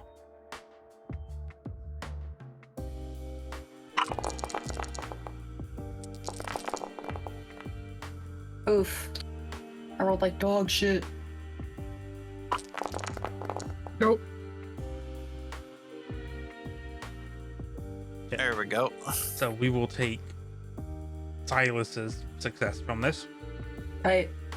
So, Silas, if you so wished, you could convince these guards to let the Nosferatu drink from the tap, sate to hunger. Basically, the way you do it is like you're convincing, like, hey, you do this, and then you get to take the rest of the night off and take a power nap. I'm sure the guys he won't question you sleeping on the job. Yeah, we'll say he does that, but only asks for enough blood to say 1.5. Okay. Silas is overly cautious. Okay. So they come here and like one of them offers his arm to the Nosferatu, and the Nosferatu immediately he goes and he looks at you three to see that it's okay. Mm-hmm. Give him a And- nod. And then he chomps. So he is going to sate 1.5. Then he's going to roll a. I'm going to immediately try and wrench the guy back. You wrench the guy back and Puck, let's go. So he does it, and then you can see that he immediately just opens his jaw and then closes it, and you hear a little crunch, and then he spits something out. Ugh. You know how much fucking pain it is to have something like that stuck in your mouth for an entire night? I can imagine. Fucking It does something very weird and goes and picks up the piece of shrapnel and just is holding on and looking at it. I'm sorry. I'm not there, but I'm Like- sorry. ugh, like I know, like if you have a shotgun, you gotta use it, but thanks for that anyway. So, quick question: are there chairs in this interview room? Yes, you have. So basically, it is an interview room. So it has a big metal table. There are 3 metal chairs on your side, and the metal chair he sat on. His arms are still bound. Mm-hmm. Silas walks over, grabs one of the chairs, and places it on the other side of the table so he's facing them. Spins it around and does the coach sit. Okay. Well, I guess for the lead. So, you ended up in prison, Chad said. You wanting to know how I got in this situation? That's all about the means. gist of it. Well, to show some appreciation for the blood, some of us didn't have the nice little privilege of a boat ride to Dublin to get out of whatever the fuck was going on in London. I was originally hoping I could sit tight and cozy up in Cardiff, but yeah, no one else is welcome in the towns nearby. They're going around saying like, hey, if you're being chased out of London by the Second Inquisition, they must have your face somewhere. They don't want you anywhere fucking near to bring attention. Which, yeah, I can understand. They won't even give me a boat ride or a trip. I know some guy got a nice little trip on a boat. The rest of them holed up in like one of the nearby tankers that were coming by. I had to swim. Oof. So I end up in Dublin, going around. Then I start hearing, before I could cozy up in the sewers, hey, if there are any refugees, you should head over to this place called the Flood Bank in hopes of getting reaccustomed to places like. So I'm no Caramilla Fick. Can't exactly call myself an anarch either. I call myself an independent entrepreneur.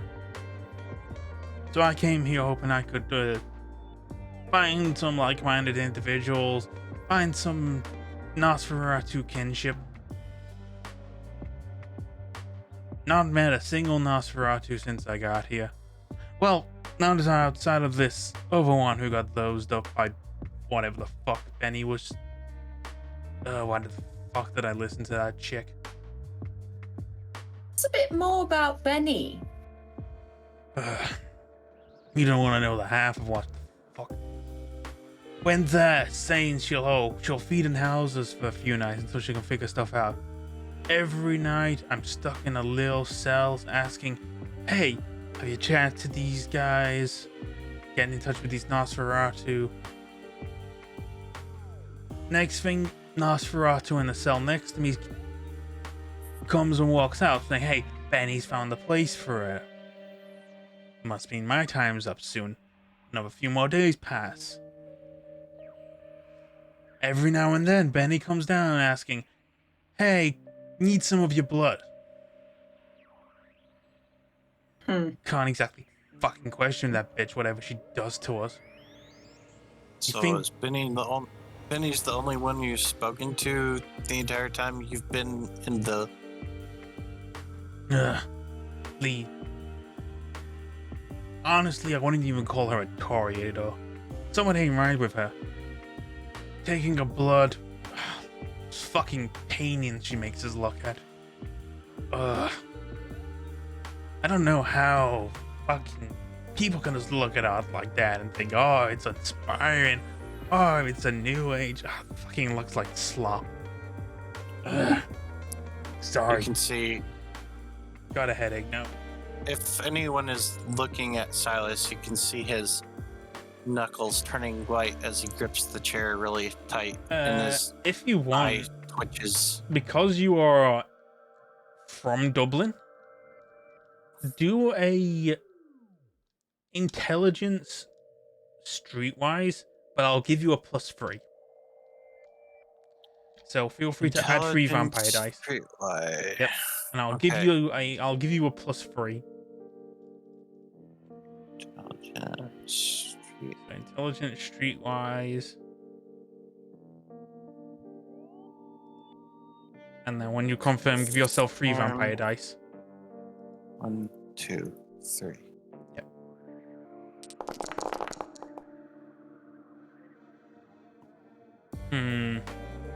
You know, most of the Toreador who are who are living in Dublin, you've never heard them say Benny.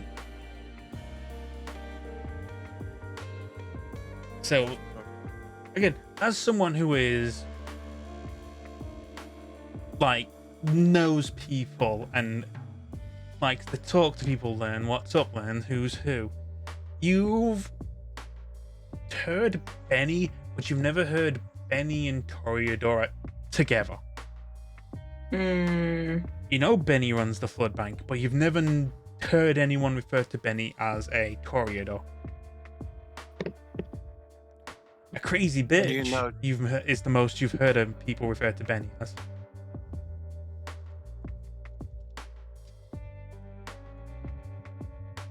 So, putting two and two together, you know Benny isn't a Toreador. So you don't know what Correct. what Benny's clan is. She's Correct. definitely telling people. She's told Puck she's a Toreador. Hmm.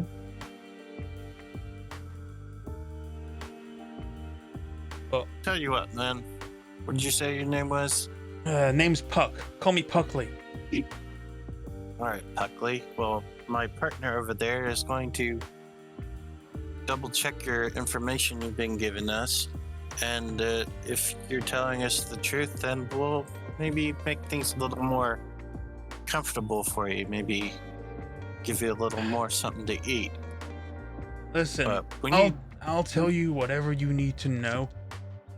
As long as if you can promise me you can at least get me to some Nosferatu in this city. Listen, I know once I find a Nosferatu, once I find my own clan here, I can at least talk to them. I'm then sorry, they can- man, but that. I'm sorry, man, but that's kind of out of my hands. We Look into it. I mean, I can't guarantee anything. yeah. What you said. Well, I'm fine with just a guarantee to try at least. I Listen, don't see why not. like I don't know what Benny is doing, but like the shit she does, she can just tell you to she tells you to do something, and you'll say no, but the words will come out as you saying yes. Then she just tells us she wants our paintings for blood. Next thing you know, she shows us some artwork and it fucking it drives us It was big. headache. Have you ever heard Benny talking to someone else? Have you seen her with anyone when she comes down to take blood from you? Nah, I mean, like she has other helpers, but like they don't personally come to see us. Like I know she's been on the phone with some guys. Mm, Have you ever heard any names thrown around? Fuck God. I know the last time she was saying something, I was telling him that she had sussed out who the other two are. The two who escaped. Saying, it sounded like she was trying to ransom them. Said that they were Tremere.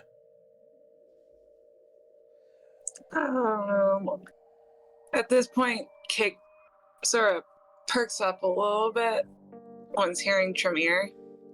Like, don't exactly know who she was talking to, but it sounded like she was talking to some kind of like broker or something. Like some guy who like wanted to buy or sell or trade in. I don't know. I know she was talking about price constantly, saying she needs more funding, needs better paint. This Benny has definitely piqued my interest, we'll say. She's up to something. I'm not sure what it is. Can't be good.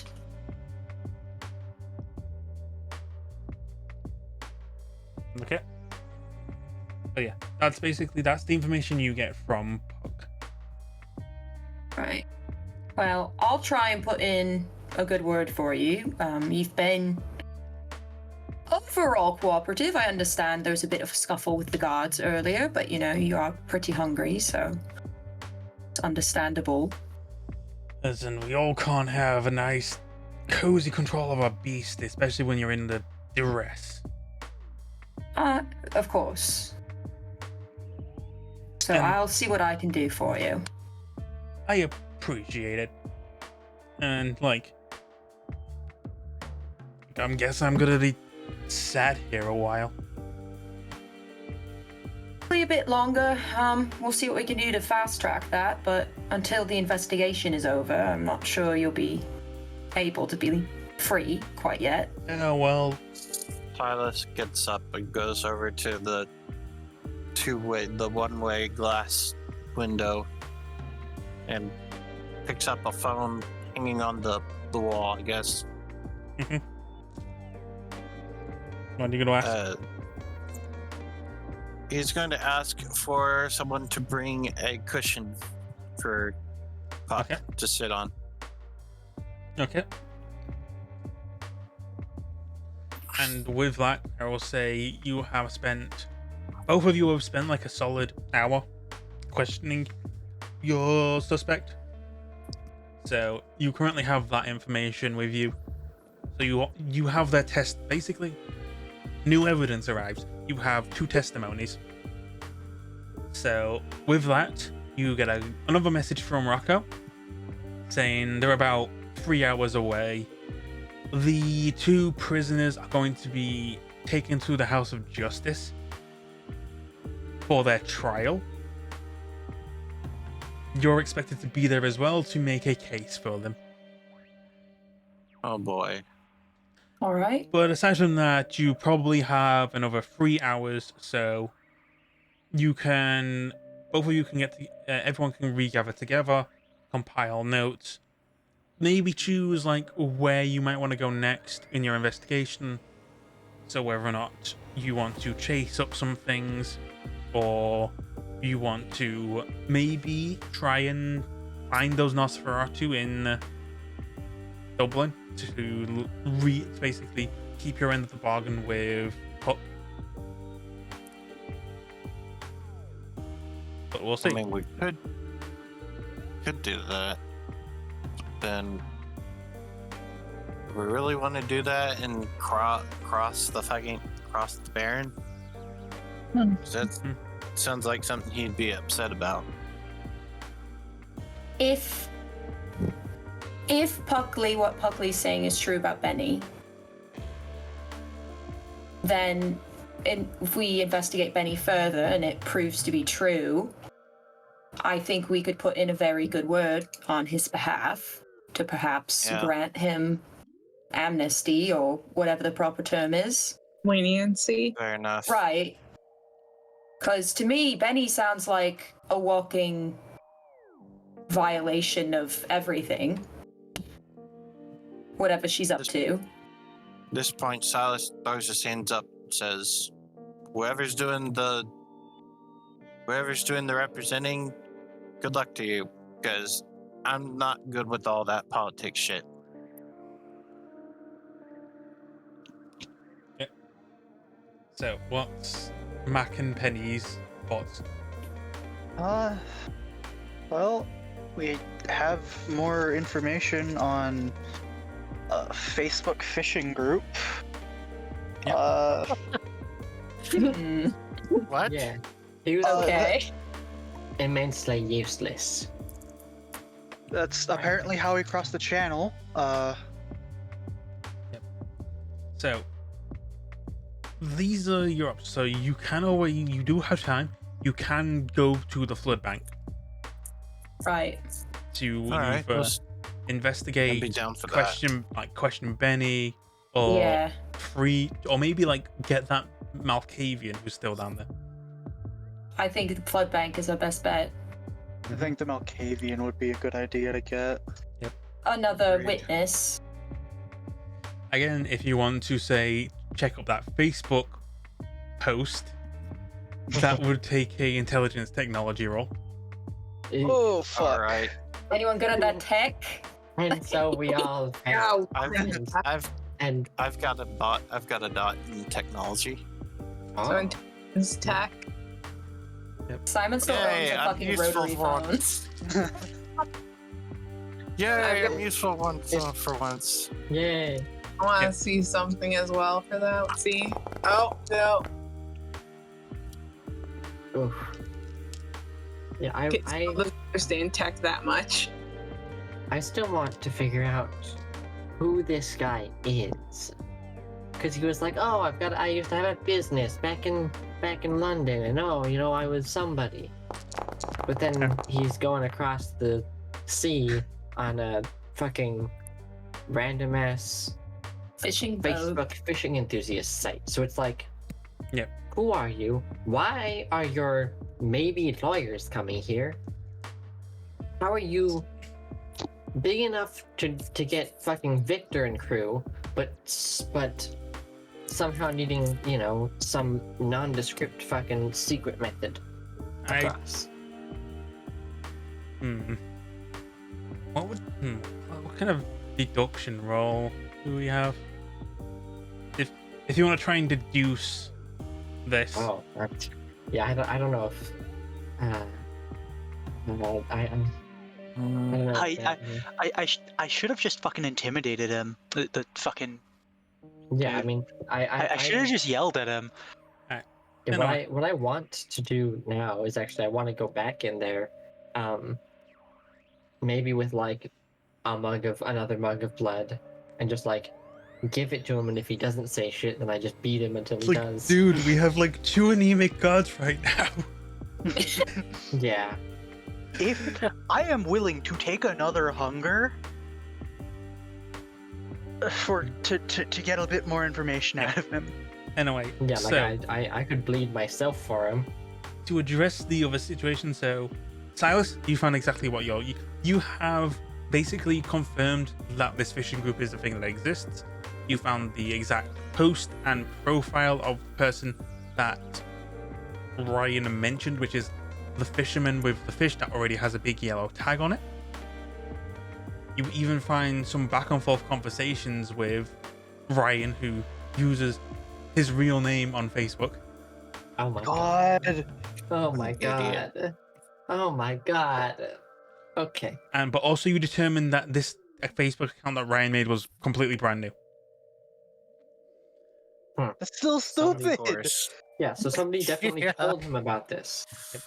So, and then also, someone should check on Kip because she's in the middle of a flame war. What? Kip, you were looking away.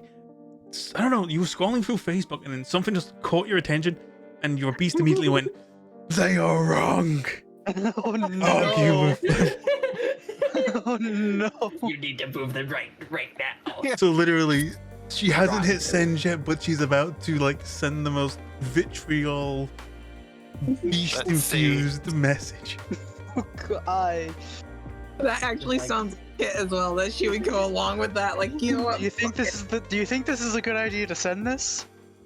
What? What's Kit up to now? I'm gonna try and do, let's see, athletics.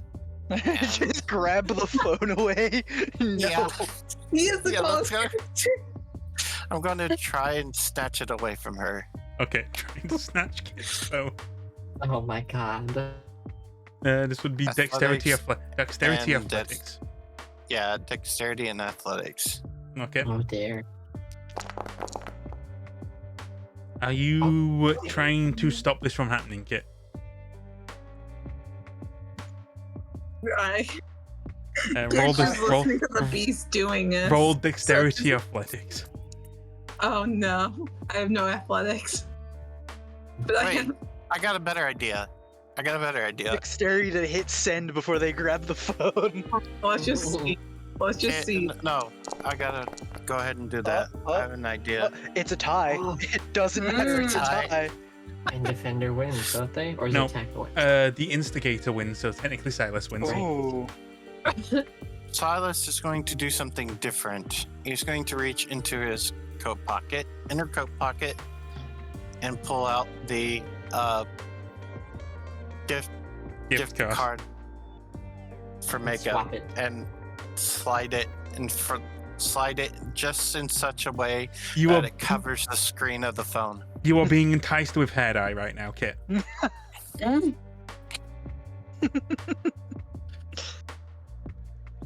At this point, you just see Kit click the phone off and stick both of the things in the pocket, look at everyone, and be like,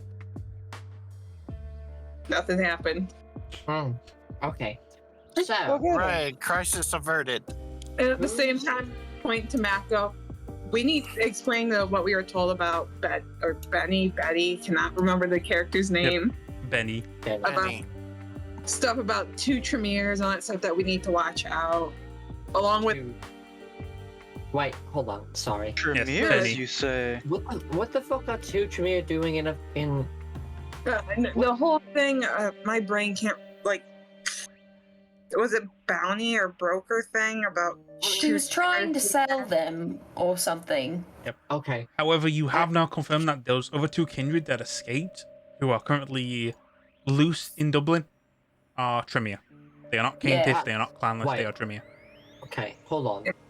So, Not Okay. Make a note of that. how real quick. fucking, fucked is the pyramid? How fucked is the pyramid that, this is possible? Well, from both your and Kit's experiences, you're not technically a part of you're not part of the pyramid per se. Yeah. You are part I of know the the chantry. pyramid's kind of... Yeah. You are part of the Glasgow chantry. Mm. and technically wasn't Kit and Victor spared for some reason from being killed? Again, you are under tutelage of the Glasgow chantry for Tremere, under Victor's tutelage, specifically Yeah, Victor's so, tutelage. So how likely is it that there are 2 Tremere who are here who don't seem to have any kind of people vouching for them? Well, Because that feels weird to me. you're aware that the Tremere there aren't any Tremere in Dublin, from what you're aware of. Right. But Even I- Baron Basalt was against Tremere getting any kind of foothold. He was more inclined of allowing La Sombra in Oh, Dublin Whoa. rather than having Tremere in Dublin. Hence my Kit's warning Mac, You, don't exactly know any other Tremere. you two We're again. technically a Tremere. You're the 2 Tremere. You two are the 2 Tremere foreign exchange students. Right. So, There are the 2 Tremere that are allowed Yes. here. and she also asked Mac, who's coming with Rocco by chance? And that sort of somewhat Yeah, scared Victor. tone. So Victor's coming. Yep. So You could immediately see Kit tense. Okay, So we're screwed. No, and not quite. If anything, this could maybe be a good thing. Maybe. Because... So, first and foremost, we need to figure out I need to figure out who the fuck this Ryan guy is. Because if he's got connections with these folks who are coming, that's bad. If he doesn't, great. Because he's a fucking dickhead. We don't even know who Ryan is. He could be a code name for all we know. Yes. Yeah. Then you folks are going to the flood bank to see what the fuck Benny is up to. Apparently bad things, maybe forbidden things. If so, hey, you know what? Maybe great, maybe terrible, because who the fuck's gonna replace it? I don't know. And then, yeah, we're gonna need to find these 2 Tremere, but if we do get them, that could be of use. Okay. Because Victor's coming. So if Victor's coming, and we have the 2 Tremere coming that we need to find, and there's something, Yep. we can do something with that, I think. all right. Yeah. So you Give can him some sort of good news to lessen the heat off of the fact that you guys fucked up. Yep. Yeah. So here are your choices. Find and get in touch with the Nosferatu in Dublin for Puck's sake. Head to the flood bank and investigate the flood bank, or spend whatever remaining time you have looking for these Tremere.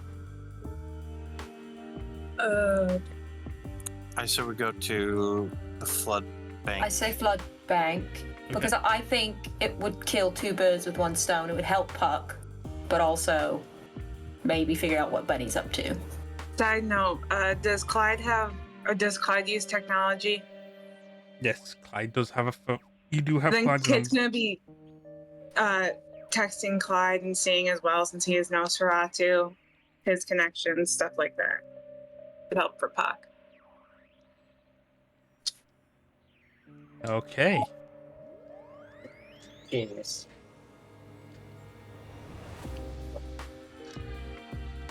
So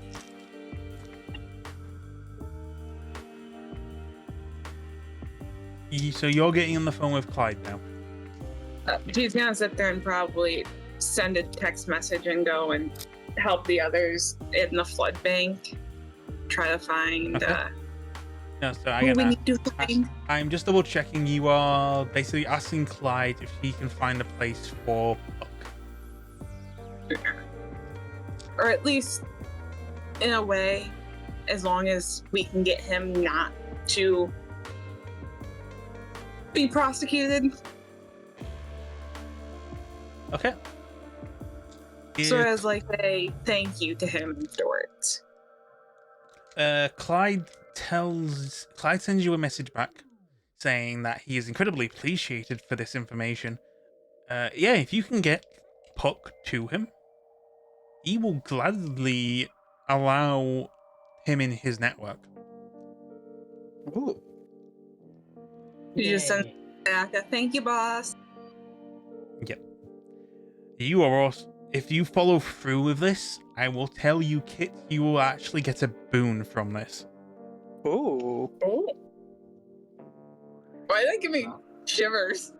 I don't know. We'll find out. So yes. Weird. So at the least of You- that, if you you go follow off. through with that, that's what you're going to get out of it, Kit. If you let Clyde have Puck into his network, you will get a boon from Clyde.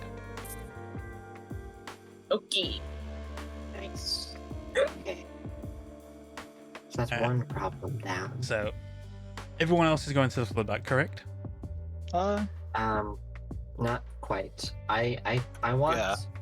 I want to interrogate this guy more. I want to figure out who the fuck he is. I want to know who he is. I want to know who he is. If these Camarilla are Yep. really involved with him or not. Yep. So you're going to stay behind and keep interrogating the Ryan, correct? Yeah.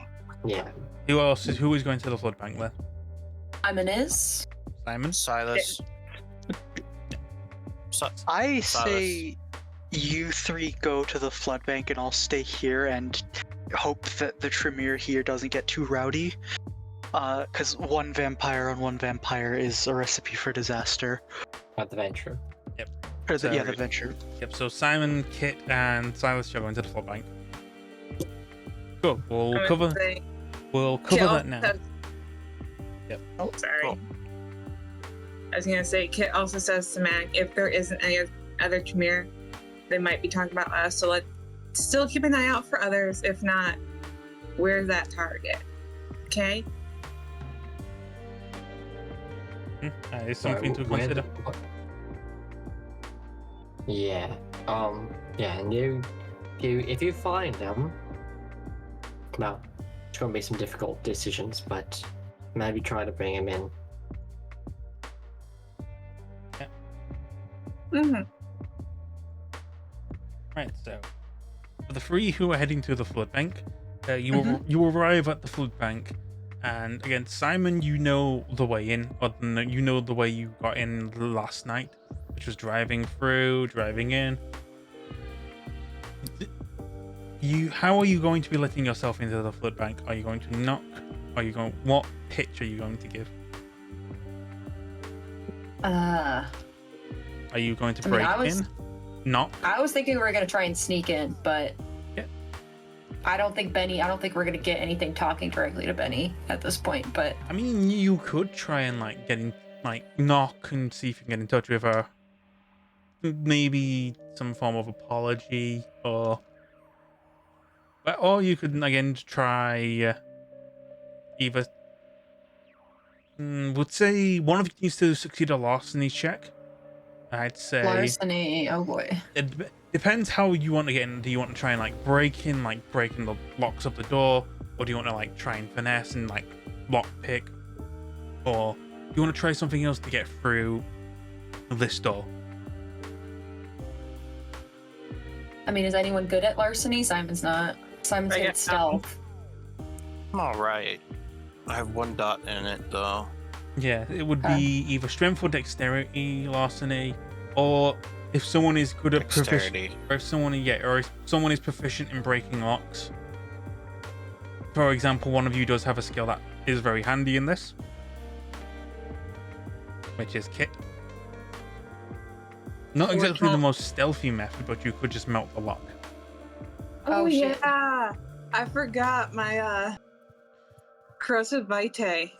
I completely forgot about that for a second. Again, So you Uh, could try. That is an option you have. That will be our last ditch effort. How about that? So, lock picking time. Either force the lock to break it, or nope, no, that is not a success. So, Silas, you fail to pick the lock. Damn. Is Simon going to attempt?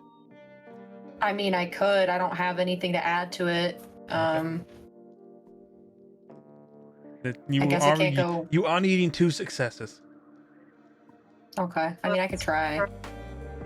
You know what? For shits and giggles. It was larceny plus dexterity? Larceny, dexterity, yes. Okay. This is not a master lock. You. Well, never mind. You can in fact Holy break this shit, with another master kid. lock. Let's This is go. in fact a master lock.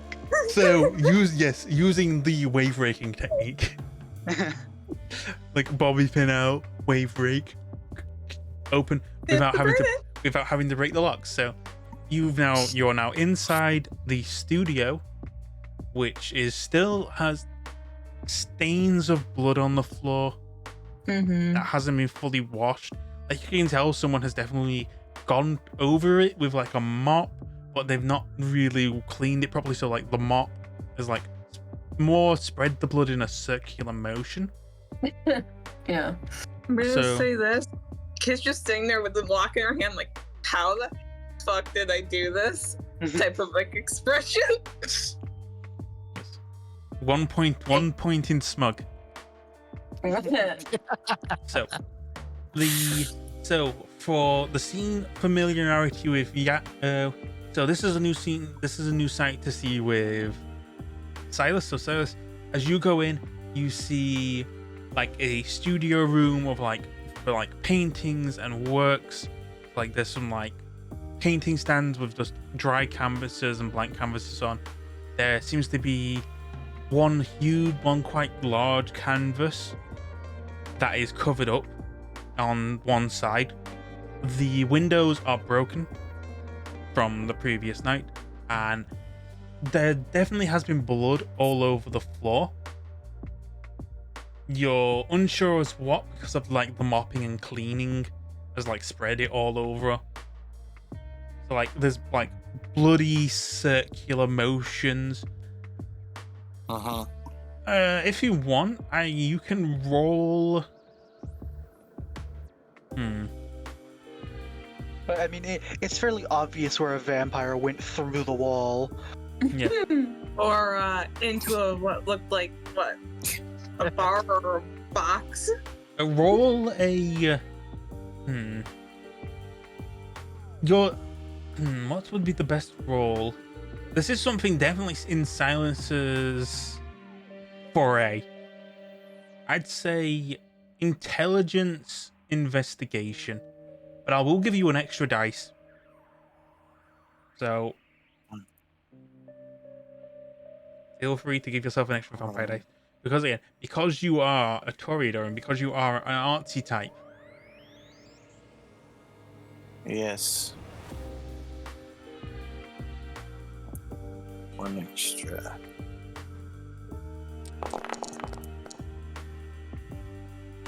Oof. Woof. That's not good. everything Let me about check. this floor gives you a fucking headache. You want to just clean. You are driven by this compulsion of grabbing a fucking mop and smearing and erasing this attempt at art. You are Best. pissed off right now. You want to clean this floor, erase this. Like, it looks to you as if They were trying to just make art on the floor and they fucked it up. You are pissed. You are annoyed. Your beast is infuriated.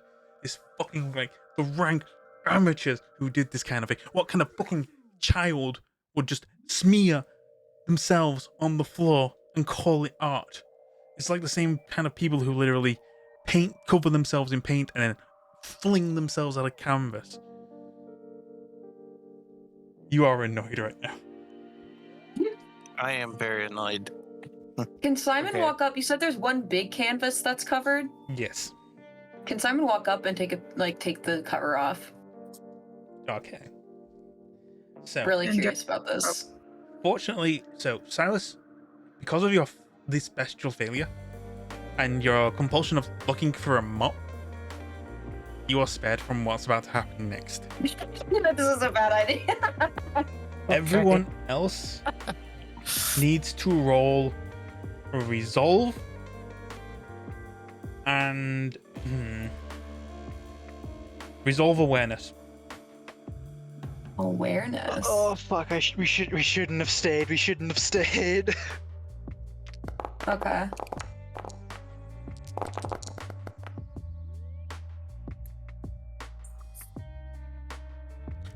Kit, make a rouse check. Oh no. Awareness Sorry, and resolve. guys. Oh. Now, Kit, make a frenzy check. Oh no. Ruh-roh. Come on. You are. So you're still holding that bobby pin, right, Kit? You know, the one that you used to wave the lock over? I assume she still has out Simon? hair. You're about to see Kit grab this bobby pin and stab herself in the eye. Oh! Don't do that. Oh, Don't do that. You just please. see a smile across her face. It's more again, to stop yourself from stabbing yourself in the eye, Kit, this is going to be contested strength and athletics. I'm gonna already say right now this is gonna Someone cover Oh, this wow. painting up yet? No, if you are not. oh fuck. That can't be good. So, you will try and immediately cover this painting back up, but the cloth has already fallen, the damage is done. You just see Kit grab that bobby pin and just into one of her eyes. You are going to take 1 point of aggravated damage.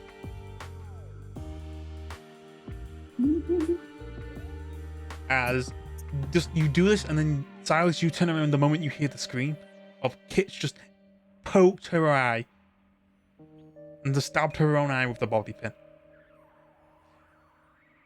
What But the fuck's going on? Kit, you're still not done. Oh god. You want to go for the other eye. No. So another athletics and strength.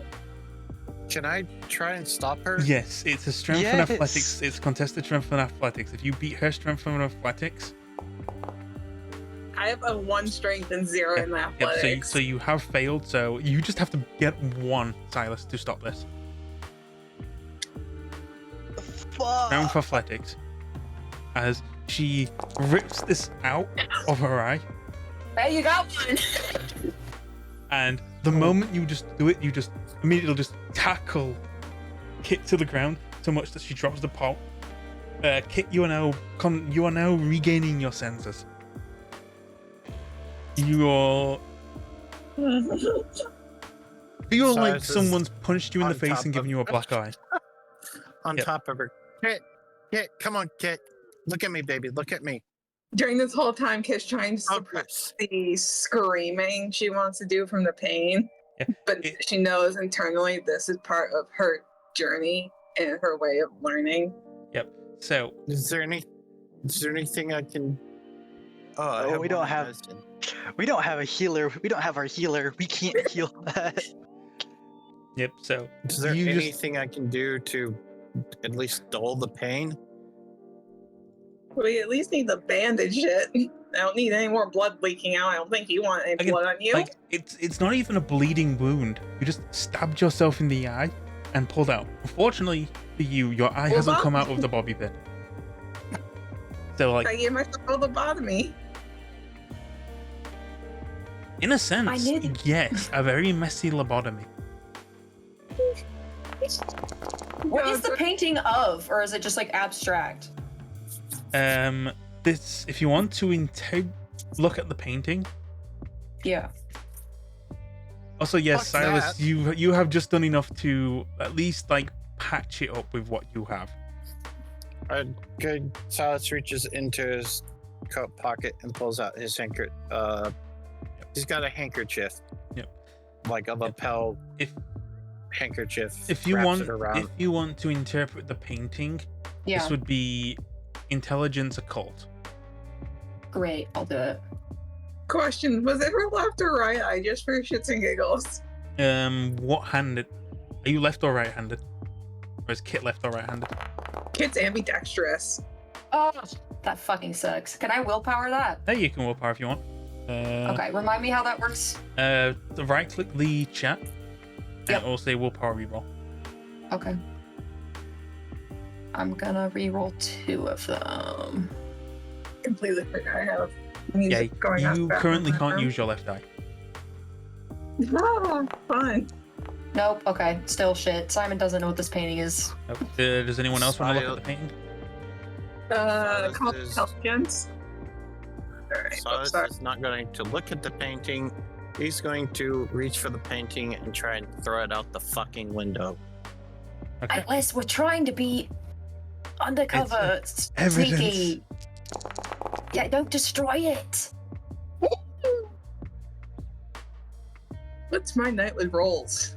So, Kit, stopping Silas for a second, looks at the painting that has just caused her no end of grief. And this isn't a bestial failure, this is a success. You can't interpret what the painting is. The painting itself is a ritual. Oh, shit. Mhm. Can You she can- determine what type of or what whether it's Tremere, Not a Tremere ritual. and how do you pronounce This- the dragon people one? Yeah, this isn't Zamitzi either. This is. You have no idea, but all you can tell is the pigments for the red are definitely blood and vampire blood. The grey, however, to paint the skull. As you go in and inspect it, this is ash. Oh no. Crazy idea. Can we just take this painting and leave? I mean, that is an option. It's not This a, is all we need. it's not a big painting. I'd say it's about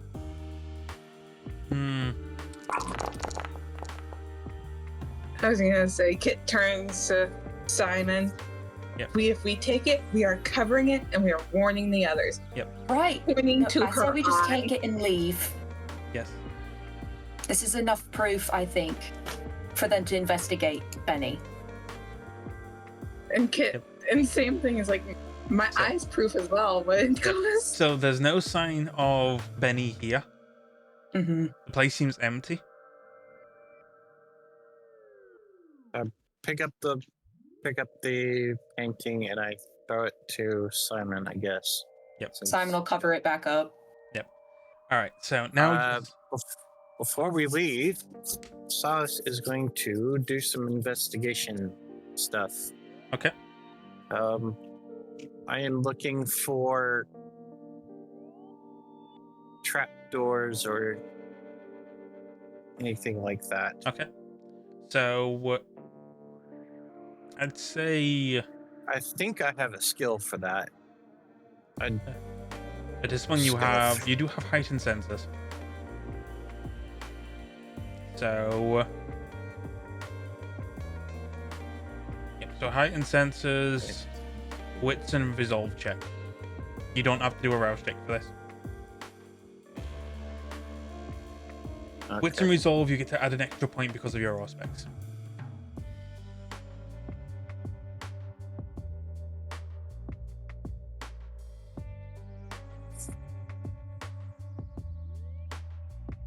Or I'll let you do resolve it. I'll let you do resolve investigation and add a dice.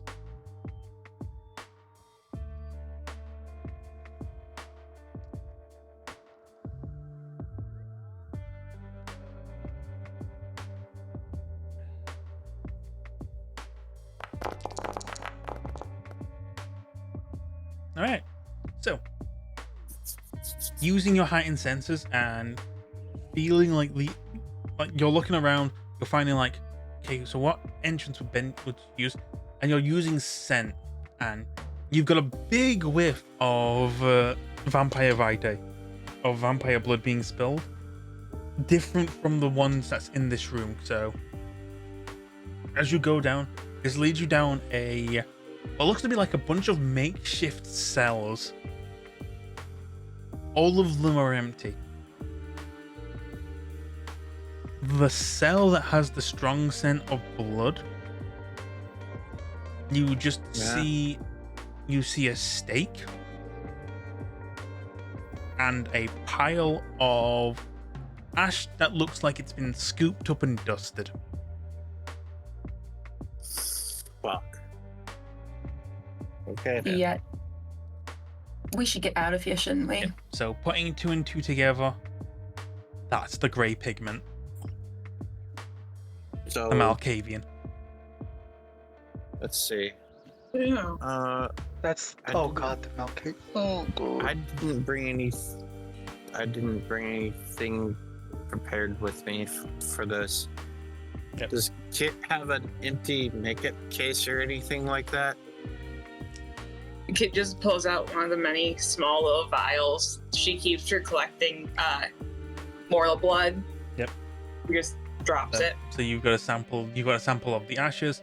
I mean, there's no Yeah. exactly any like CSI way of determining DNA through ash once of the kid course. just bites the dust. Vampire at you get carbonized essentially. You do Mhm. again. You do have the painting as some form of evidence. I'm gonna take the painting. I'm gonna take the vial of ashes, and I'm also going to take the. Take the steak if you can. Steak. That'd be a good idea, probably. Yeah, the steak does have stained blood on it. But yeah, that's about all you're gonna get. The Benny is nowhere to be seen. So we're gonna go back up through the hatch. Is there any are there any other side rooms or like an office area or anything like that? She doesn't have an office area or anything. It seems like this is just a place she was just using to paint. Okay.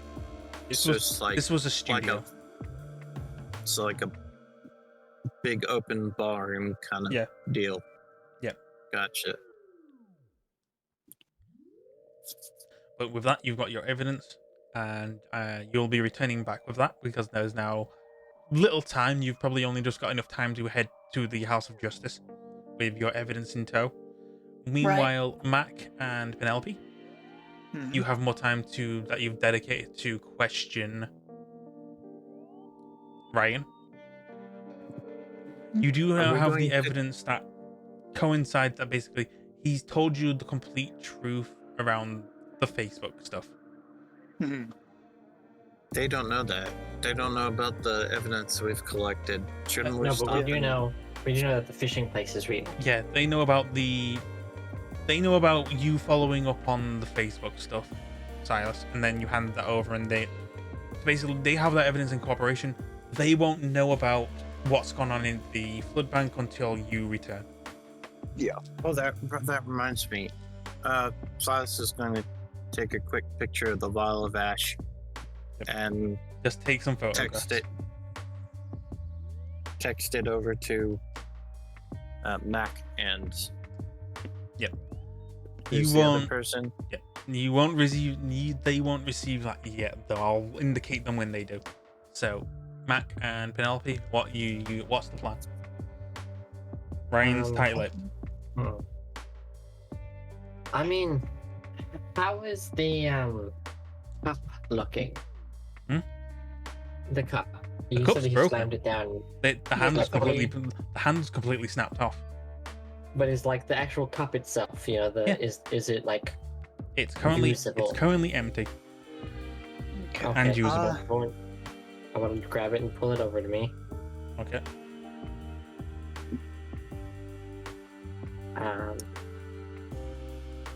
And then I think I'm just gonna be like, all right, so you're somebody, right?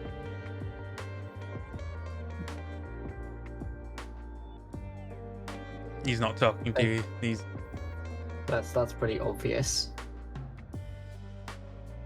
Well,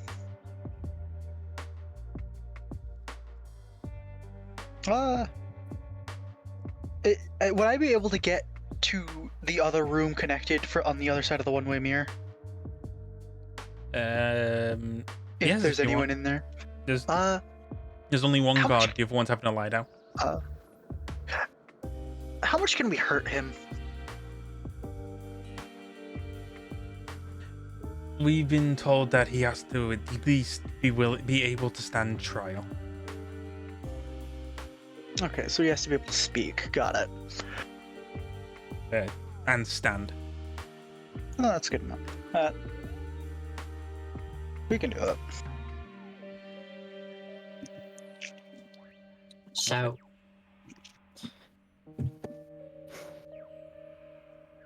you know, the fun thing is, I've actually been where you are before. I mean, not with vampires and all that, but, you know, I've been there back in the before times. With, you know, some fucking idiot on the other side saying dumbass shit. Honestly, right now, all that I really want to know, right, is, like, who the fuck you are. I mean, you'll probably have to say that anyways once they get here. To, you know, check you out and have you stand trial and all that. Yeah, see if they're gonna put you out in the sun or not. So, might as well just tell us and then we can be like, oh, a real mortal, you know, prisoner really told us everything all easy peasy like. And that sort of stuff.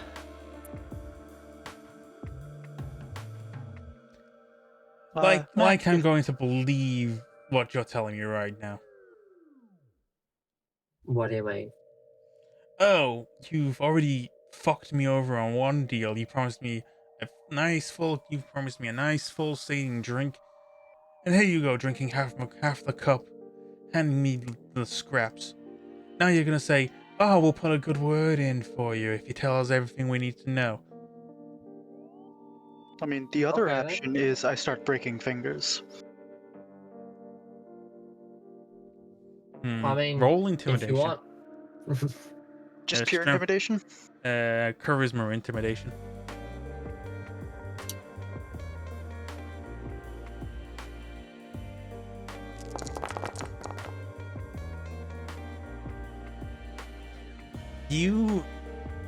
Mac, what you see now is Penny seems to just be completely fucking done with this. So what you do is literally you grab him while he's like still on the chair. You literally lift the chair up and like rest the chair upside down on the table while he's still on it. And then Okay. lean down on his ear and say, if you don't tell us what we need to know, I'll drag you all the way through Phoenix by your fucking ears and leave you for the lupines.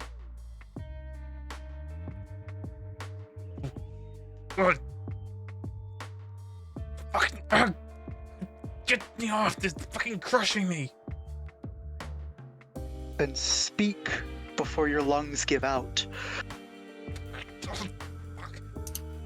Fine. Alright, I'm gonna pick him back up and put him back down. Fucking. Oh, my ears are fucking ringing. Christ.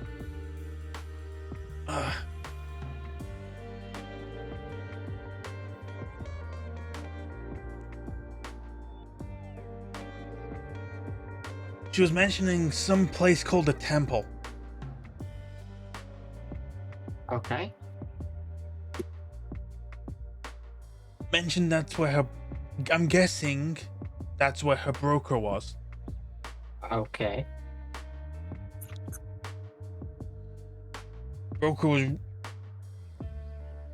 was really interested in those two Tremere, as well as the Nosferatu there. I know what happened to one of the Nosferatu, at least. Oh. That is. Got sold to some guy at the hospital. Oh.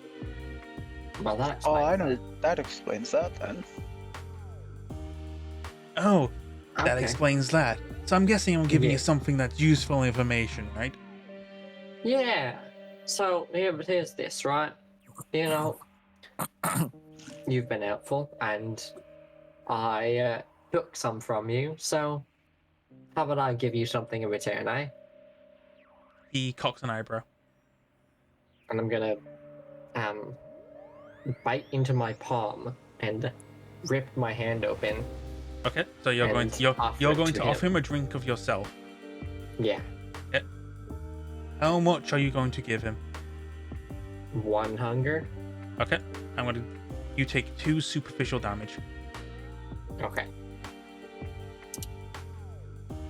and he takes it. Realizes it's probably wise not to go for more. I mean, especially because Penelope will probably kill him. So he does. Good to see we're on a reasonable terms. Fine. I'll give you some other names she'll mention as well. Okay. Mention some guy called Rotfield. Apparently, some Nosferatu roams around topside. Seems to have some deal with some other Toreador guy.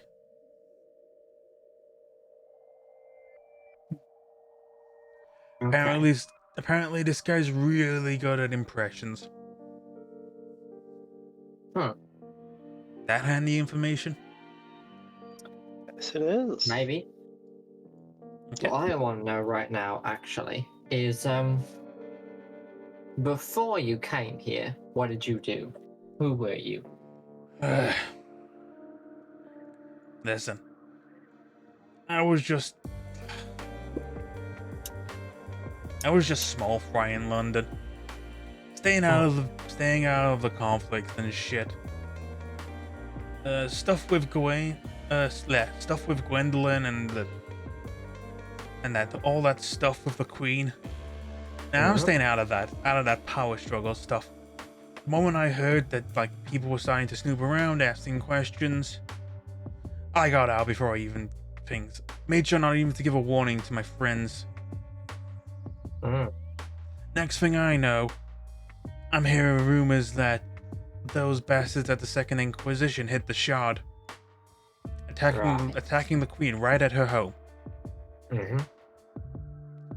That's about all I know. That's the last I heard of London. It was just the Shard getting attacked. Apparently a ton of Kindred just died. Nothing else from that. Anything I should know about your sire? Nah. Couldn't give 2 shits about my sire. Okay. Finally, something we have in common. So.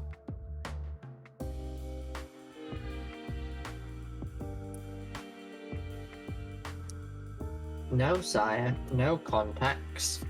Come here. On about.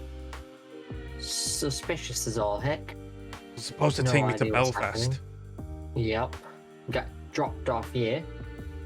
And get your picture sold to hunters get yourself trapped in a little place. This is actually very useful. Glad I can help. Yeah, I mean, you've still been a fucking dick in some regards, but like...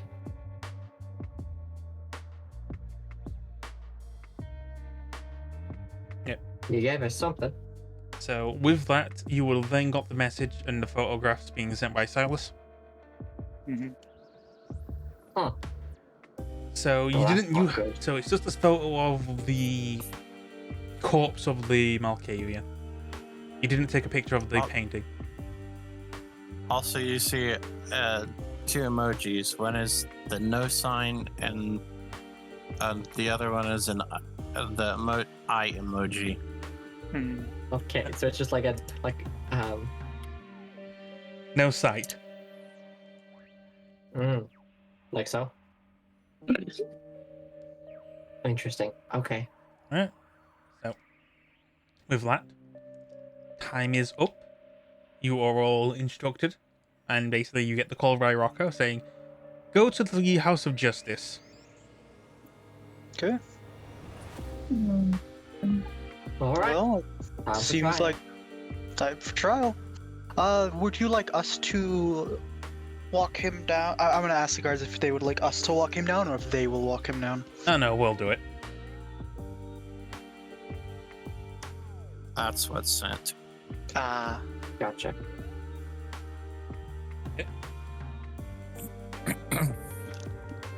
No entry.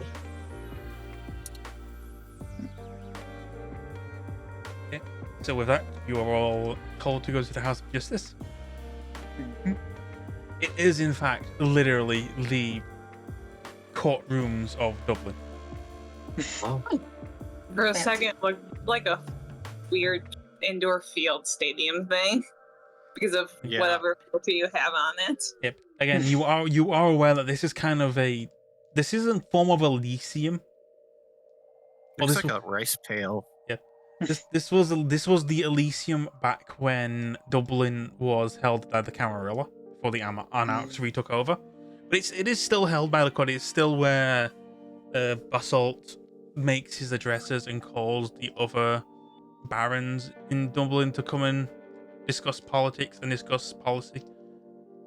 So as you get there and there, you are met by. Well, firstly, you can hand over the information about what's gone on. Mac, you see Kit coming looking like Solid Snake. What the fuck happened to you? She happened. I point to Simon. It wasn't. Don't point at me like I did. What have you? What the? What? But you're fuck holding the happened? painting. Simon gestures to the painting. The painting, not me. What do You you took mean that off painting? That painting doesn't poke somebody's fucking eye out. You've never It seen kind of it. does. Silas turns to what was her name again? Mac or Penny. Mac. Yeah. Mac. He turns to Mac. Says, "I did try to warn you." Oh, you're gonna Okay, so show that's her the what that meant. painting? Real fucking cryptic. All right. So apparently we've got now a fucking evil cursed painting. Cool. Awesome. Love how this is like For shaping. proof, though. It's proof, yeah. Good proof. Good fucking proof. I need to start just like every time that you go anywhere, I need to fucking be there. I think because I mean, even if I'm there, I fucking toss you. What the? God damn it. Okay, it's fine. I can just see Mac sitting at a table somewhere, just chain smoking the fuck out of cigarettes. Yeah. Why you have to babysit this one? Yeah. All right. Fuck it. Whatever. Okay. So we've got evidence. You've got evidence. Good job. Nice work. We got some information, namely that there's that the temple is apparently doing business of an illicit sort, selling Kindred from the flood bank, including an individual by the name of Rockfield or Rockfield. Rot. Rockfield. Nosferatu, who's apparently got ties with some of the Toreador. Would Kit know that name? Rockfield? No. Silas does, because that got mentioned to him earlier this session. That Rockfield's been up and about topside. Not right now. He's kind of under lock and key, isn't he? No. Rockfield is still about, still walking around. He's literally apparently the only Nosferatu who stays above ground. Oh, I thought he was the one that the contact at the hospital had. No, that was a different Nosferatu. Got it. Okay. Currently, the Nosferatu who are more prominent, like topside above ground, is Clyde, who you know as a Nosferatu who never goes underground.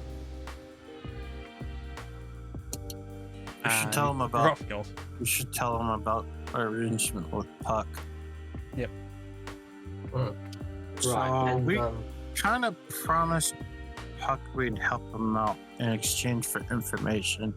We don't give a fuck about what you do with what you guys do with the other dude, but we kind of have an agreement with Puck. yeah, Well, Ryan's kind of a nobody, and frankly, I don't like him, but he did give us some of this information.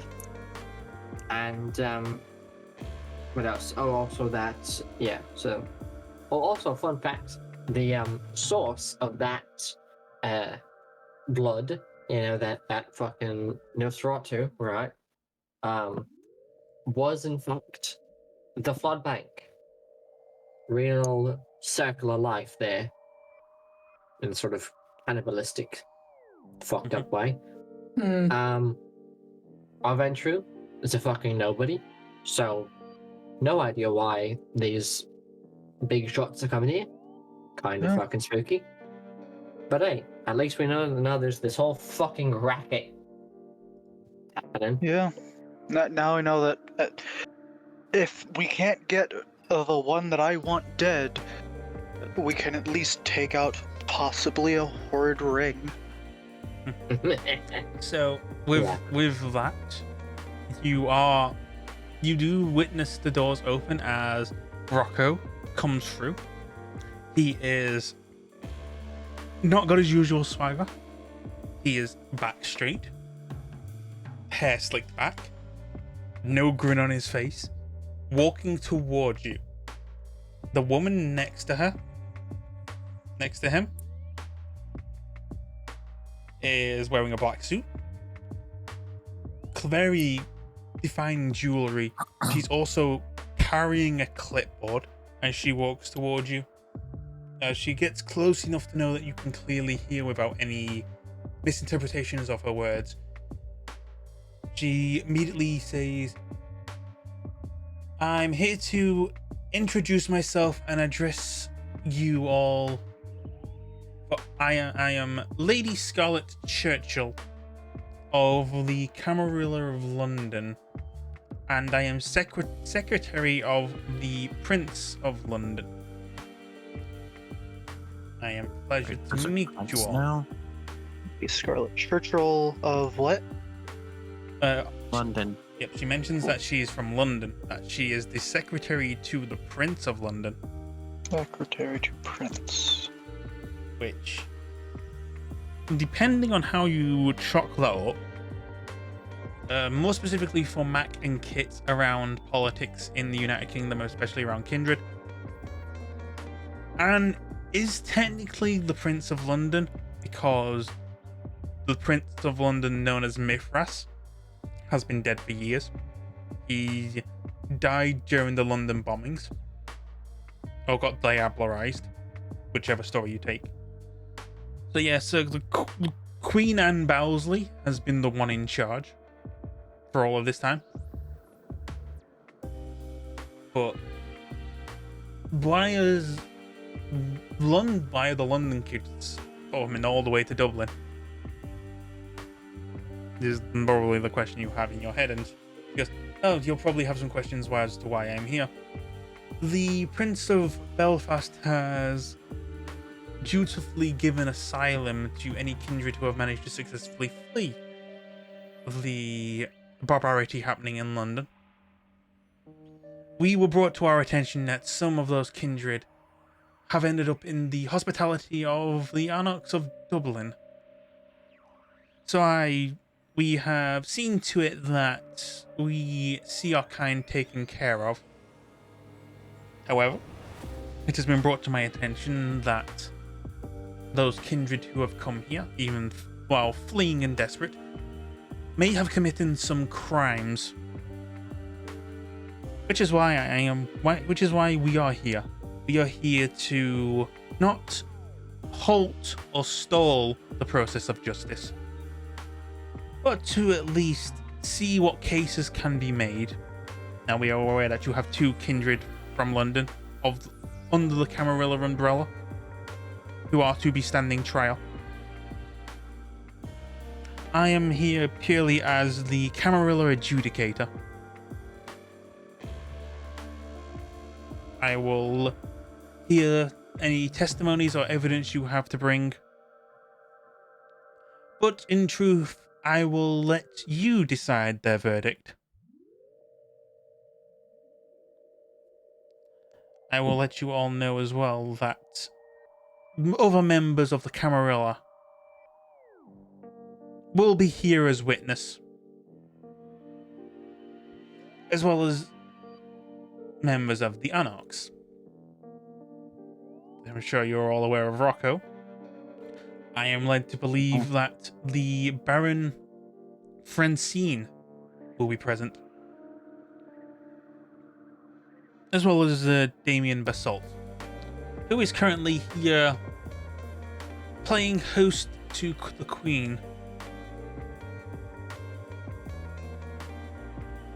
So, I will give you some time to prepare. We will meet in the courtroom with the defendants or prosecution. I may give you some questions of cross-examination, but I will leave things to your digression. And she bows to you. Growls back. Yeah, bows back, definitely. It does the same. Just a Excuse slight nod. bow. And with that, preparations for the courtroom occur.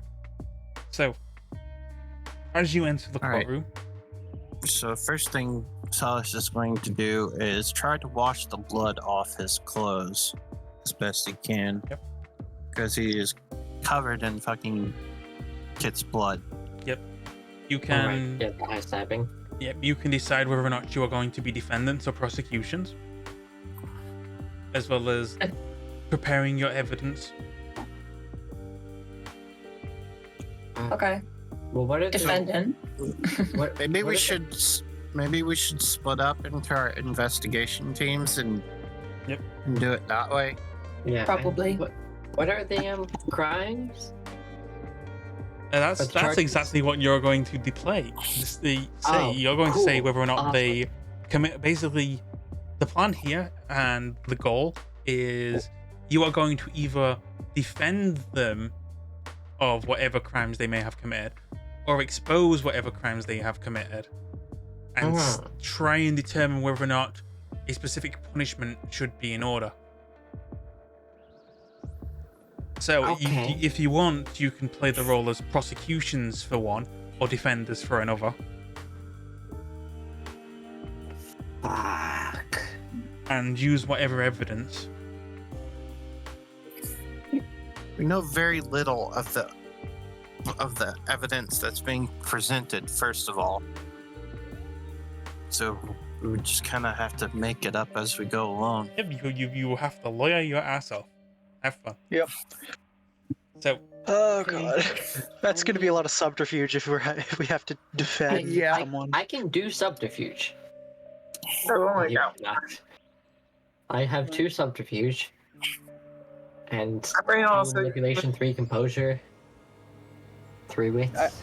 I can do manipulation, charisma, and persuasion pretty well, Okay.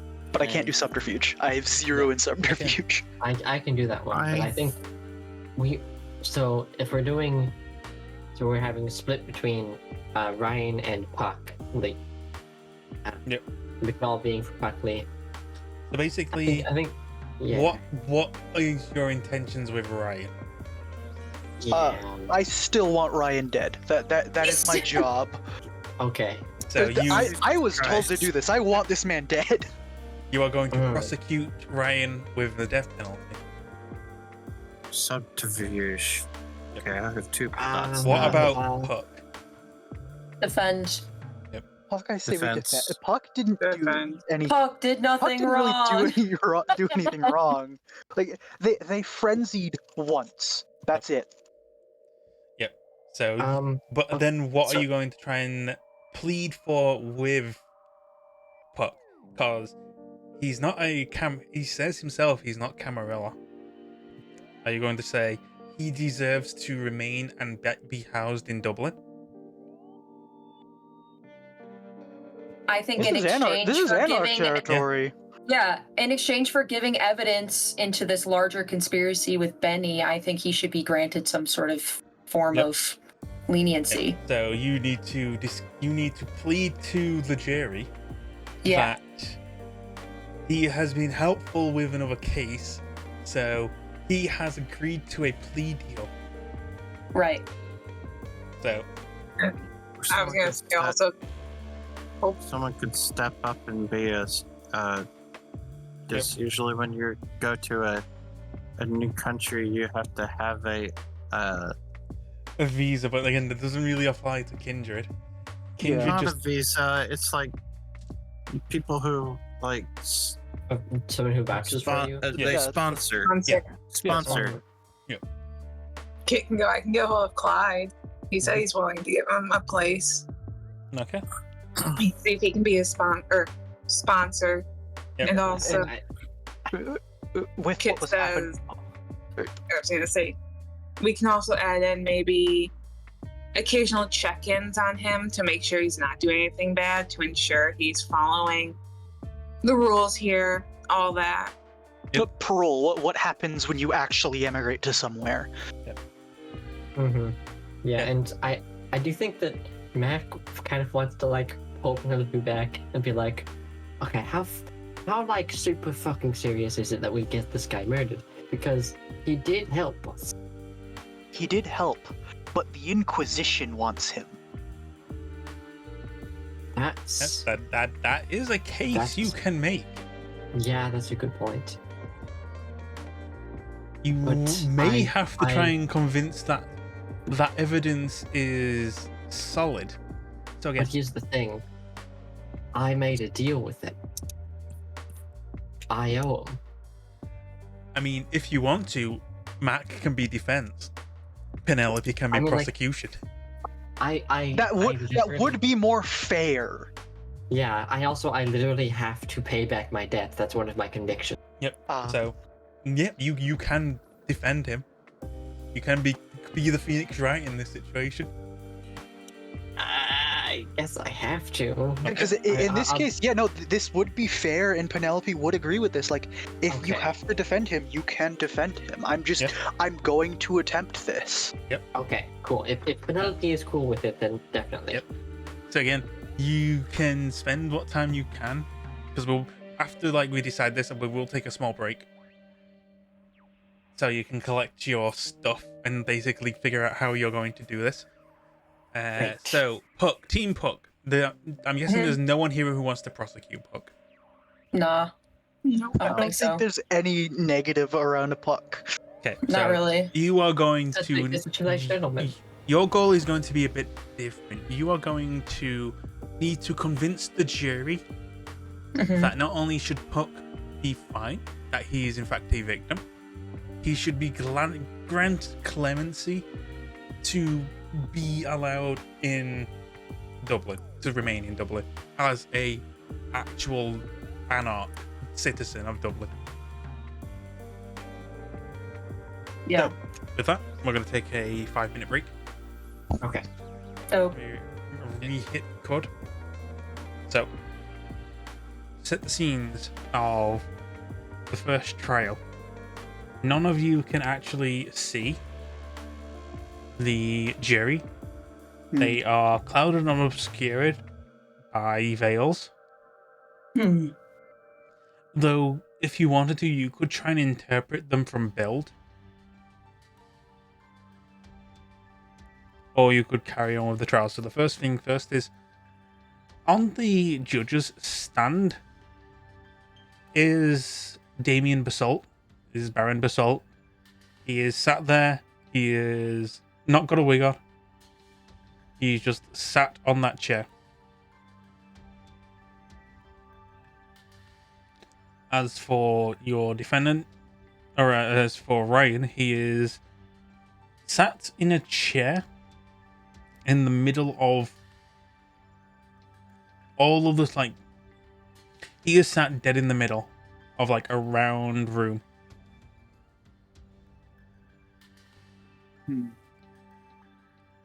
There is room for you to place your notes or evidence. You can choose whether or not you stand on the right as a defendant or as on the left as a prosecution, and then you can make your case and also decide what kind of punishment there should be. So, as Baron Basalt slams the gavel, or doesn't so much slam the gavel, he slams his fist. Alright, we will now begin the trial. To indicate the measures we should take with our two defendants. First up, the Camarilla Ventru, under the name of Ryan Gate.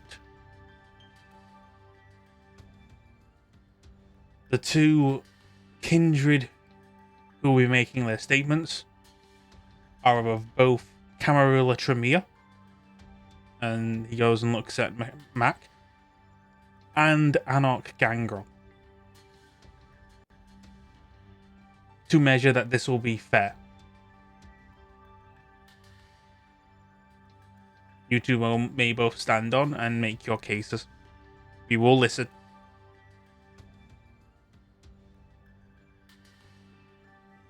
And is this the defendant goes first type situation? Whoever wants to go first can go first. You can go first. Okay. I am Mac, Mackenzie McNeils, Mac for short, and I will be defending Mr. Gate here today. He has provided us with useful information, and thus I would ask that he be given a minimal penalty for his action at the flood bank, and a chance to be sent to Belfast. Okay. Alright, so now you may step up, Penny. I am Penelope Rook. I am Anarch Gangrel, and I am here to set the death penalty upon this man for Masquerade breaches. Those are both noble causes and heinous accusations. What evidence do you have? First, I will take out the photo given to me with the warning that the Inquisition would come here to hunt this man down, as they knew he was a vampire. They knew he was Kindred.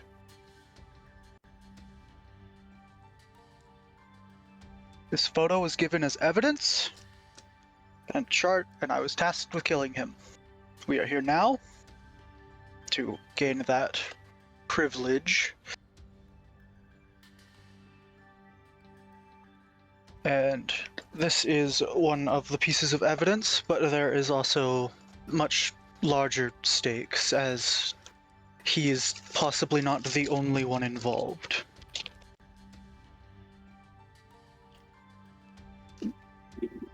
Right. So There do is- you show this photo? Yes, if allowed, I will allow it to be passed through the jurors. Okay. You take it over, slide it on the side. Each juror slides it across. They examine both the front and the back.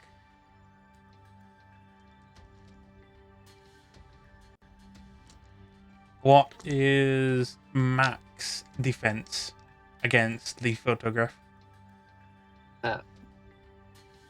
Per the defendant and verified by research, this image was taken by a group who was fronting as a fishing enthusiast Facebook group in order to supposedly ferry vampires across to Belfast. In reality, he was dropped off here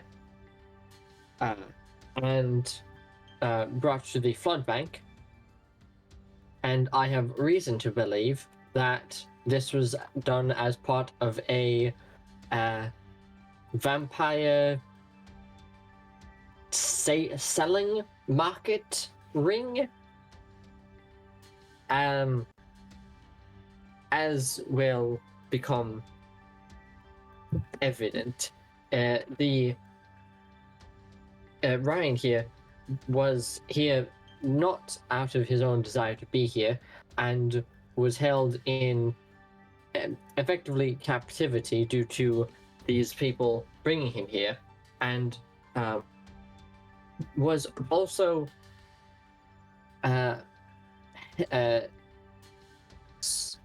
per his own confession and an image was held with threat of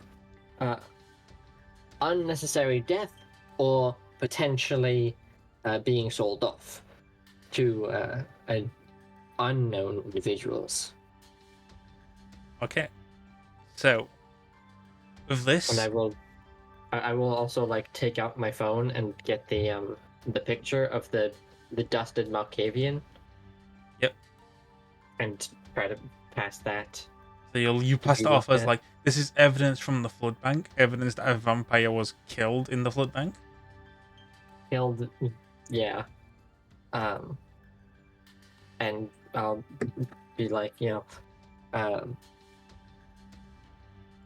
we have reason to believe that this was one of the individuals who was from the flood bank and remained there upon its upon our leaving in relative health. Okay. So, Assault sees this. There is a twinge of concern on him, but he's very stone-faced. Hmm. He addresses both evidence and goes, we will state that this is evidence being displayed that Ryan was manipulated into coming to Belfast and to incriminating himself to the Masquerade. While the Masquerade breach is a heinous crime, one that should be met with the swiftest of punishments to ensure the safety of us all, the fault not lie with the ones who forced him into this situation and manipulated him into doing so.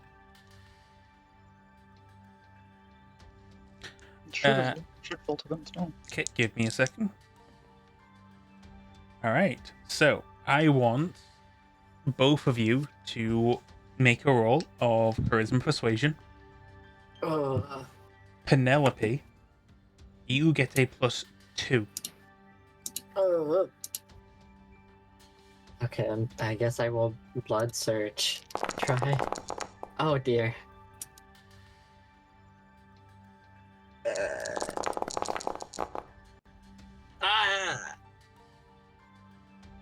Nope.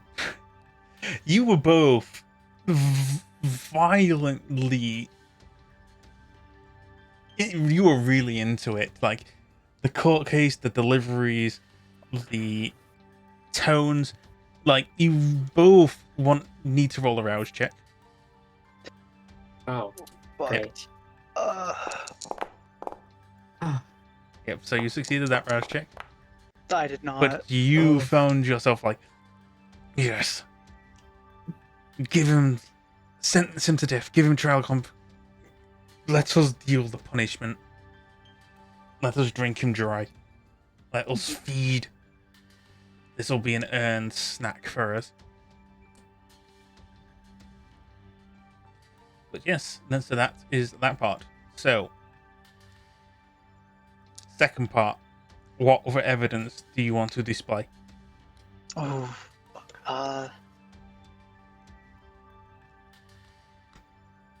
Oh. Shit, what other evidence do I have to display? If you don't have any specific evidence, you can try and play again on the price of the Masquerade. He also did give evidence of fleeing London at the first sign of trouble.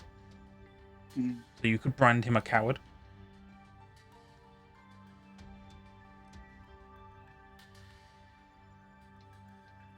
But again, you're trying to get the death penalty here. You can use whatever is on your disposal to try and draw that out.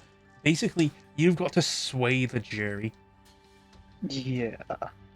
The only other more emotional part that I could do is the possibility of the Inquisition coming here. Mm-hmm. Well, and try and word it how I was like, hey, if you let this guy come to Belfast, you're just going to bring that trouble to Belfast because his face is obviously like now. you are just going to spread the Inquisition further. Mm-hmm. What about you, Mac? What kind of case can you make? I would like to make the case that in the interrogation, he was at first reticent, believing us to be against him, but when I made it clear that I was set to be on his side, he revealed that a number of pertinent information, namely that first and foremost, there was what was the name of the group? That the blood came from. That Simon knows. The Nosferatu? Yeah, there was the Nosferatu who got by those people, Yeah. sold to them. So there was a What was the name of Nosferatu that who group? has been sold to one of the hospitals. Yeah, For and blood- then as a there was blood the bank. people. Yeah, and then there was the vampire blood trading group that Yeah. got him first. Yep. So What basically, were they? you're trying to Oh, play. yeah. You're trying to play the. Basically, you're playing to a plea deal. That he was Yeah, cooperative, and that his evidence, if it assists with the capturing and preventing of this, Mhm. then he should be given a second chance. Penny, Yeah. you are going to be no second chances. Yeah. Okay. Give me a And then second. I'm gonna. Yeah. All right. Charisma persuasion. This time Mac gets +2. Okay. Charisma. Persuasion, Come on. Oof, And how do I Music. add? not oh, very yeah. good. 1, 2. Mhm. Oh my god. Shit. At this very moment, you are honestly under the impression that can we just do trial by combat, Penny? But no, you. If you had a clan compulsion right now, you would be feeling it. Yeah, Mac is so like Mac's up there like, what the fuck am I doing? I'm literally a fucking criminal, a fucking like muscle for hire, and I'm up here fucking lawyering. Yep. I'm the one that should be getting in the stand. I'm Yeah. not supposed to be defending the stand. Yeah, what the fuck? All right. Court is adjourned. So with that,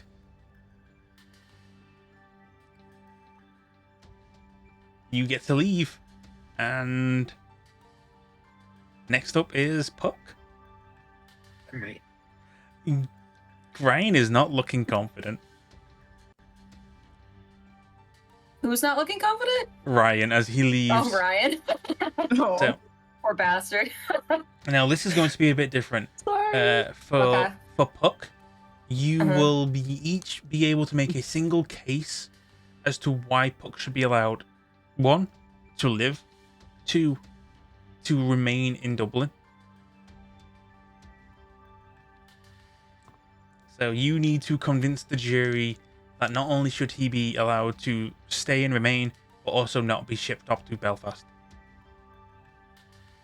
You can each make a single. You can use a piece of evidence, and Okay. use that evidence to make a case, since there is no prosecution. So who wants to go first?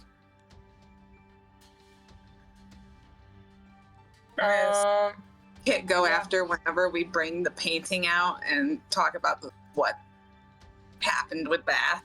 Okay. So Kit, you're coming out with the painting. It's pretty much, like I said, the evidence The- with the painting of what it can cause. What approach are you? What case are you wanting to make with this painting? Like, are you going to say like, "Hey, this painting was found in the flood bank, and also is made up of paint from vampire blood and ash"?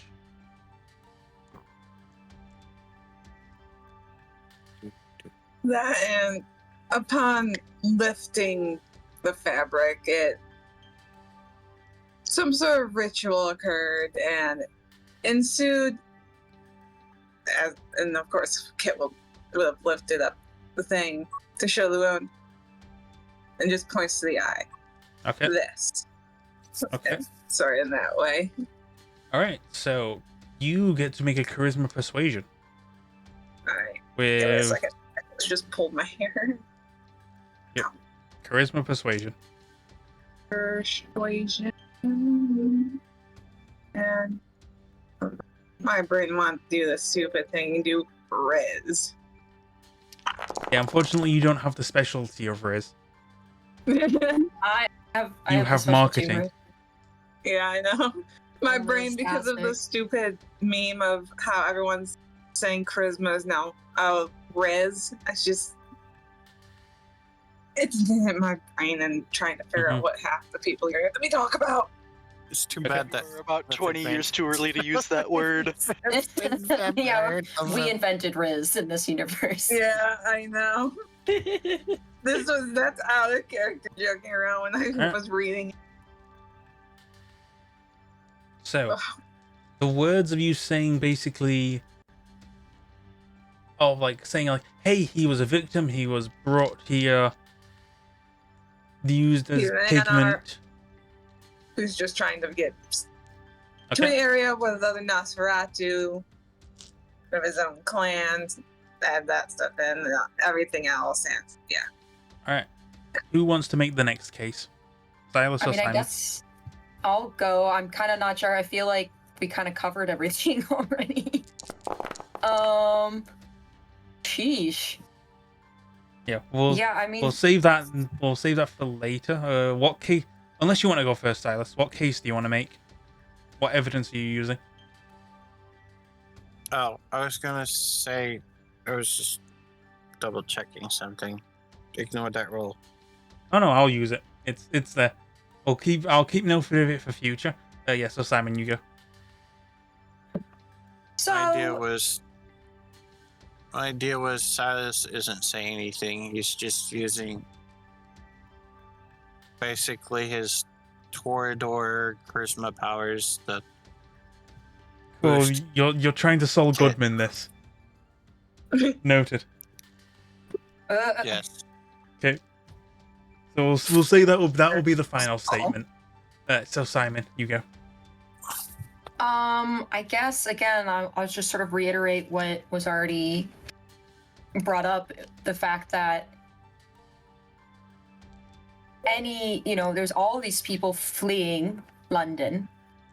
It's frankly a shit show, and so I think it's easy to see why someone would flee. And upon arrival, this poor person was thrust into captivity by people that are supposed to be helping refugees integrate into our society, but are instead doing some sort of extremely messed up rituals and experiments on them.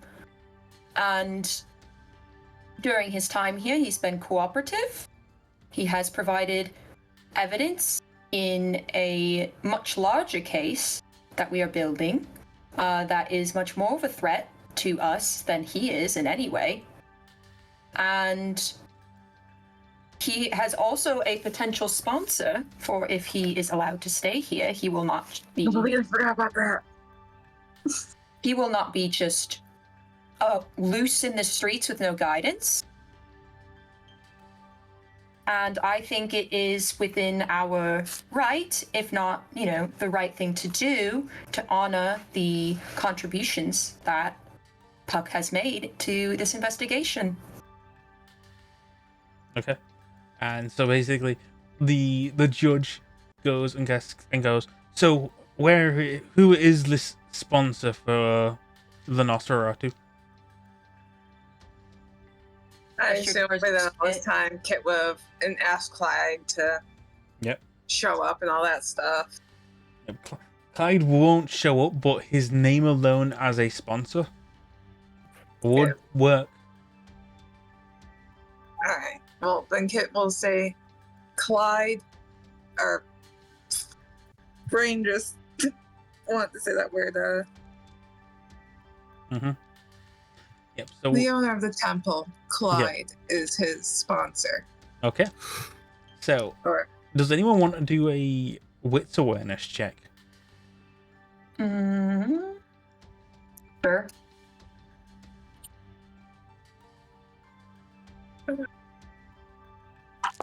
Okay, you're. I'll do one.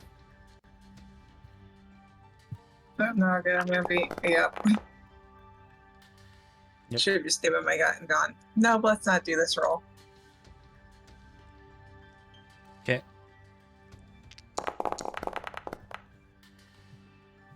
So, Simon, you, from at least two members of the jury, hear a slight chuckle, almost like a snigger. Of someone seems to find the idea of Clyde being a sponsor for an Nosferatu laughable, but he's trying to maintain etiquette. But yeah, that's it. And then Interesting. So final up is now Silas's case of just the Saul Goodmaning. Make the case that he should be allowed, and we've got enough evidence, we've just done this. Ladies and gentlemen of the jury, as you have seen, you have heard our input from testimony from both of these fine lawyers here. All we need to do now is leave the choice into your hands.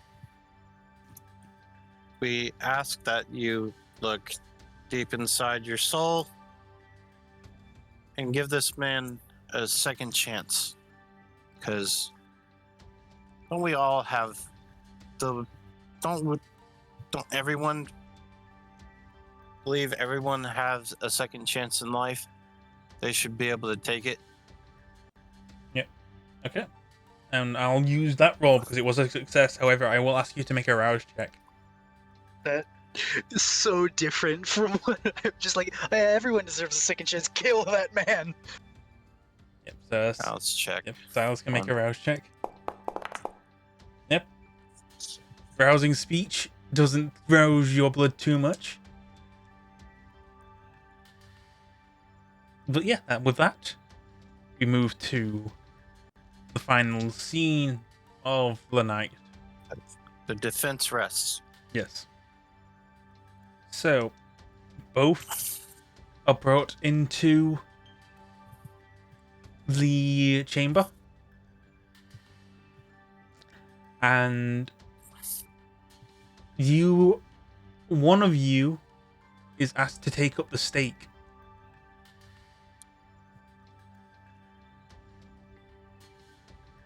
I'll do it. Okay. Ah, damn. The other, I another one of you is asked to take up a stake. I'll pick up the next one. Okay. So, Baron Basalt stands behind both Puck and Ryan.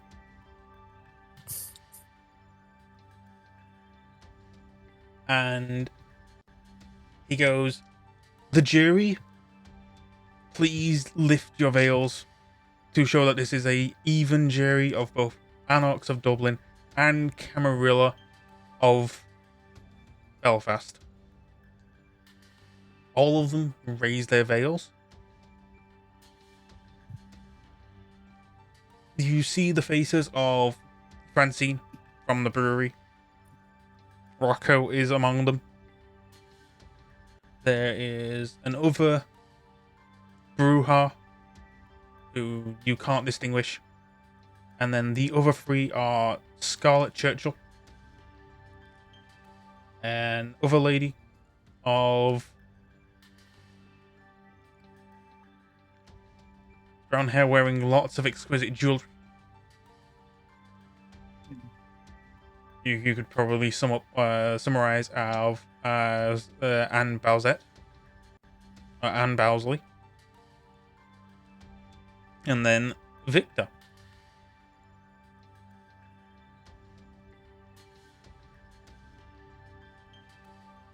The verdict has been given. Ryan Gates, for fleeing cowardly from London at the first sign of trouble without warning your peers, for breaching the Masquerade in crossing into Dublin, and for the crimes of attacking the marshals of the Baron. You will be put to death of the jury's choosing. And he nods to Penny, and he grabs Ryan. So Ryan is literally held by his arms. Sorry, he's going side to side. He's screaming to be let go. He's trying to break free. Okay. I'll stake him. Okay. Roll melee strength. Oh god, I have 0 in melee. Oh no. If I have to, I'm gonna willpower. Yeah, I can't willpower it. Shit.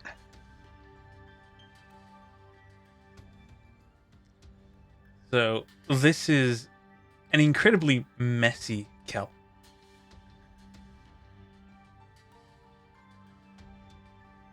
Or maybe it's you are hesitating. But I'm just gonna say this is extremely messy. Okay. Yeah, but the rest of you see the stake go into Ryan slowly. You basically you get it in, you hammer it in, and then he dies. Leaving like just his clothes and the ash pile.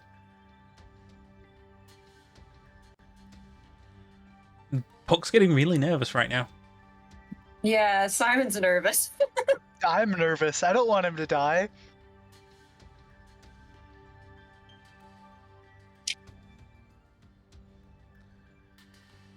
So, I will say that despite the case that was made by this even jury,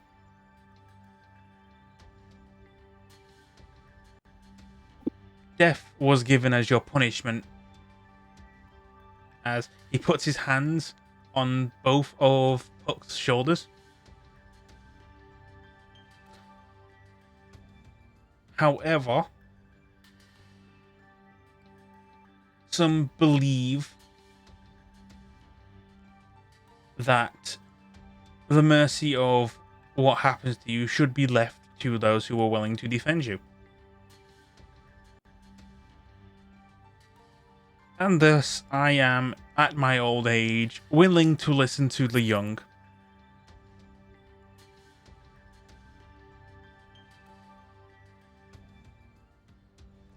As he motions and looks at Silas.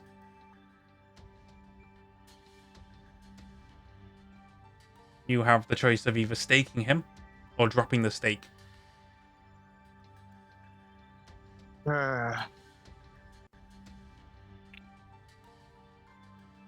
Looking at the eyes of the jury, half are eager to see you stake him. It's not all Camarilla. There are 2 Camarilla, specifically Scarlet Churchill and Anne Bozette, who want to see you to stake him. On the Anarch side,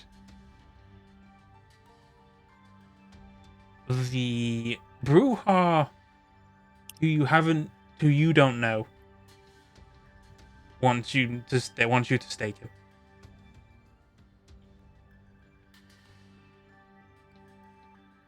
They don't want me to stake him? No, or they do? want you to stay. They want you to stake. It's 50-50. It's your choice. Simon is looking at Silas like, come on, don't do it. Yeah, like just not this one. One is dead already. We don't need 2. Silas looks at Rocco. If he, Grabs. you can't see his expression because he's literally just sat there, stone-faced, with glasses on. You think he might be asleep. Classic Alright. Rocco. Wow. Rocco, your vote could have Wow. broken the tie. Wake up. Wake the fuck Come up. on, man. Silas grabs the stake in both hands and snaps it in 2. Okay. Good. All right. You get to live.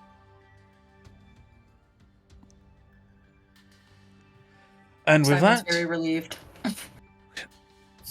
he kind of pokes his foot at the ash pile. And with that, court is adjourned. And that is when I'm going to end this session. Oof. Jesus. My job is done. Christ. I'm gonna make it my mission to have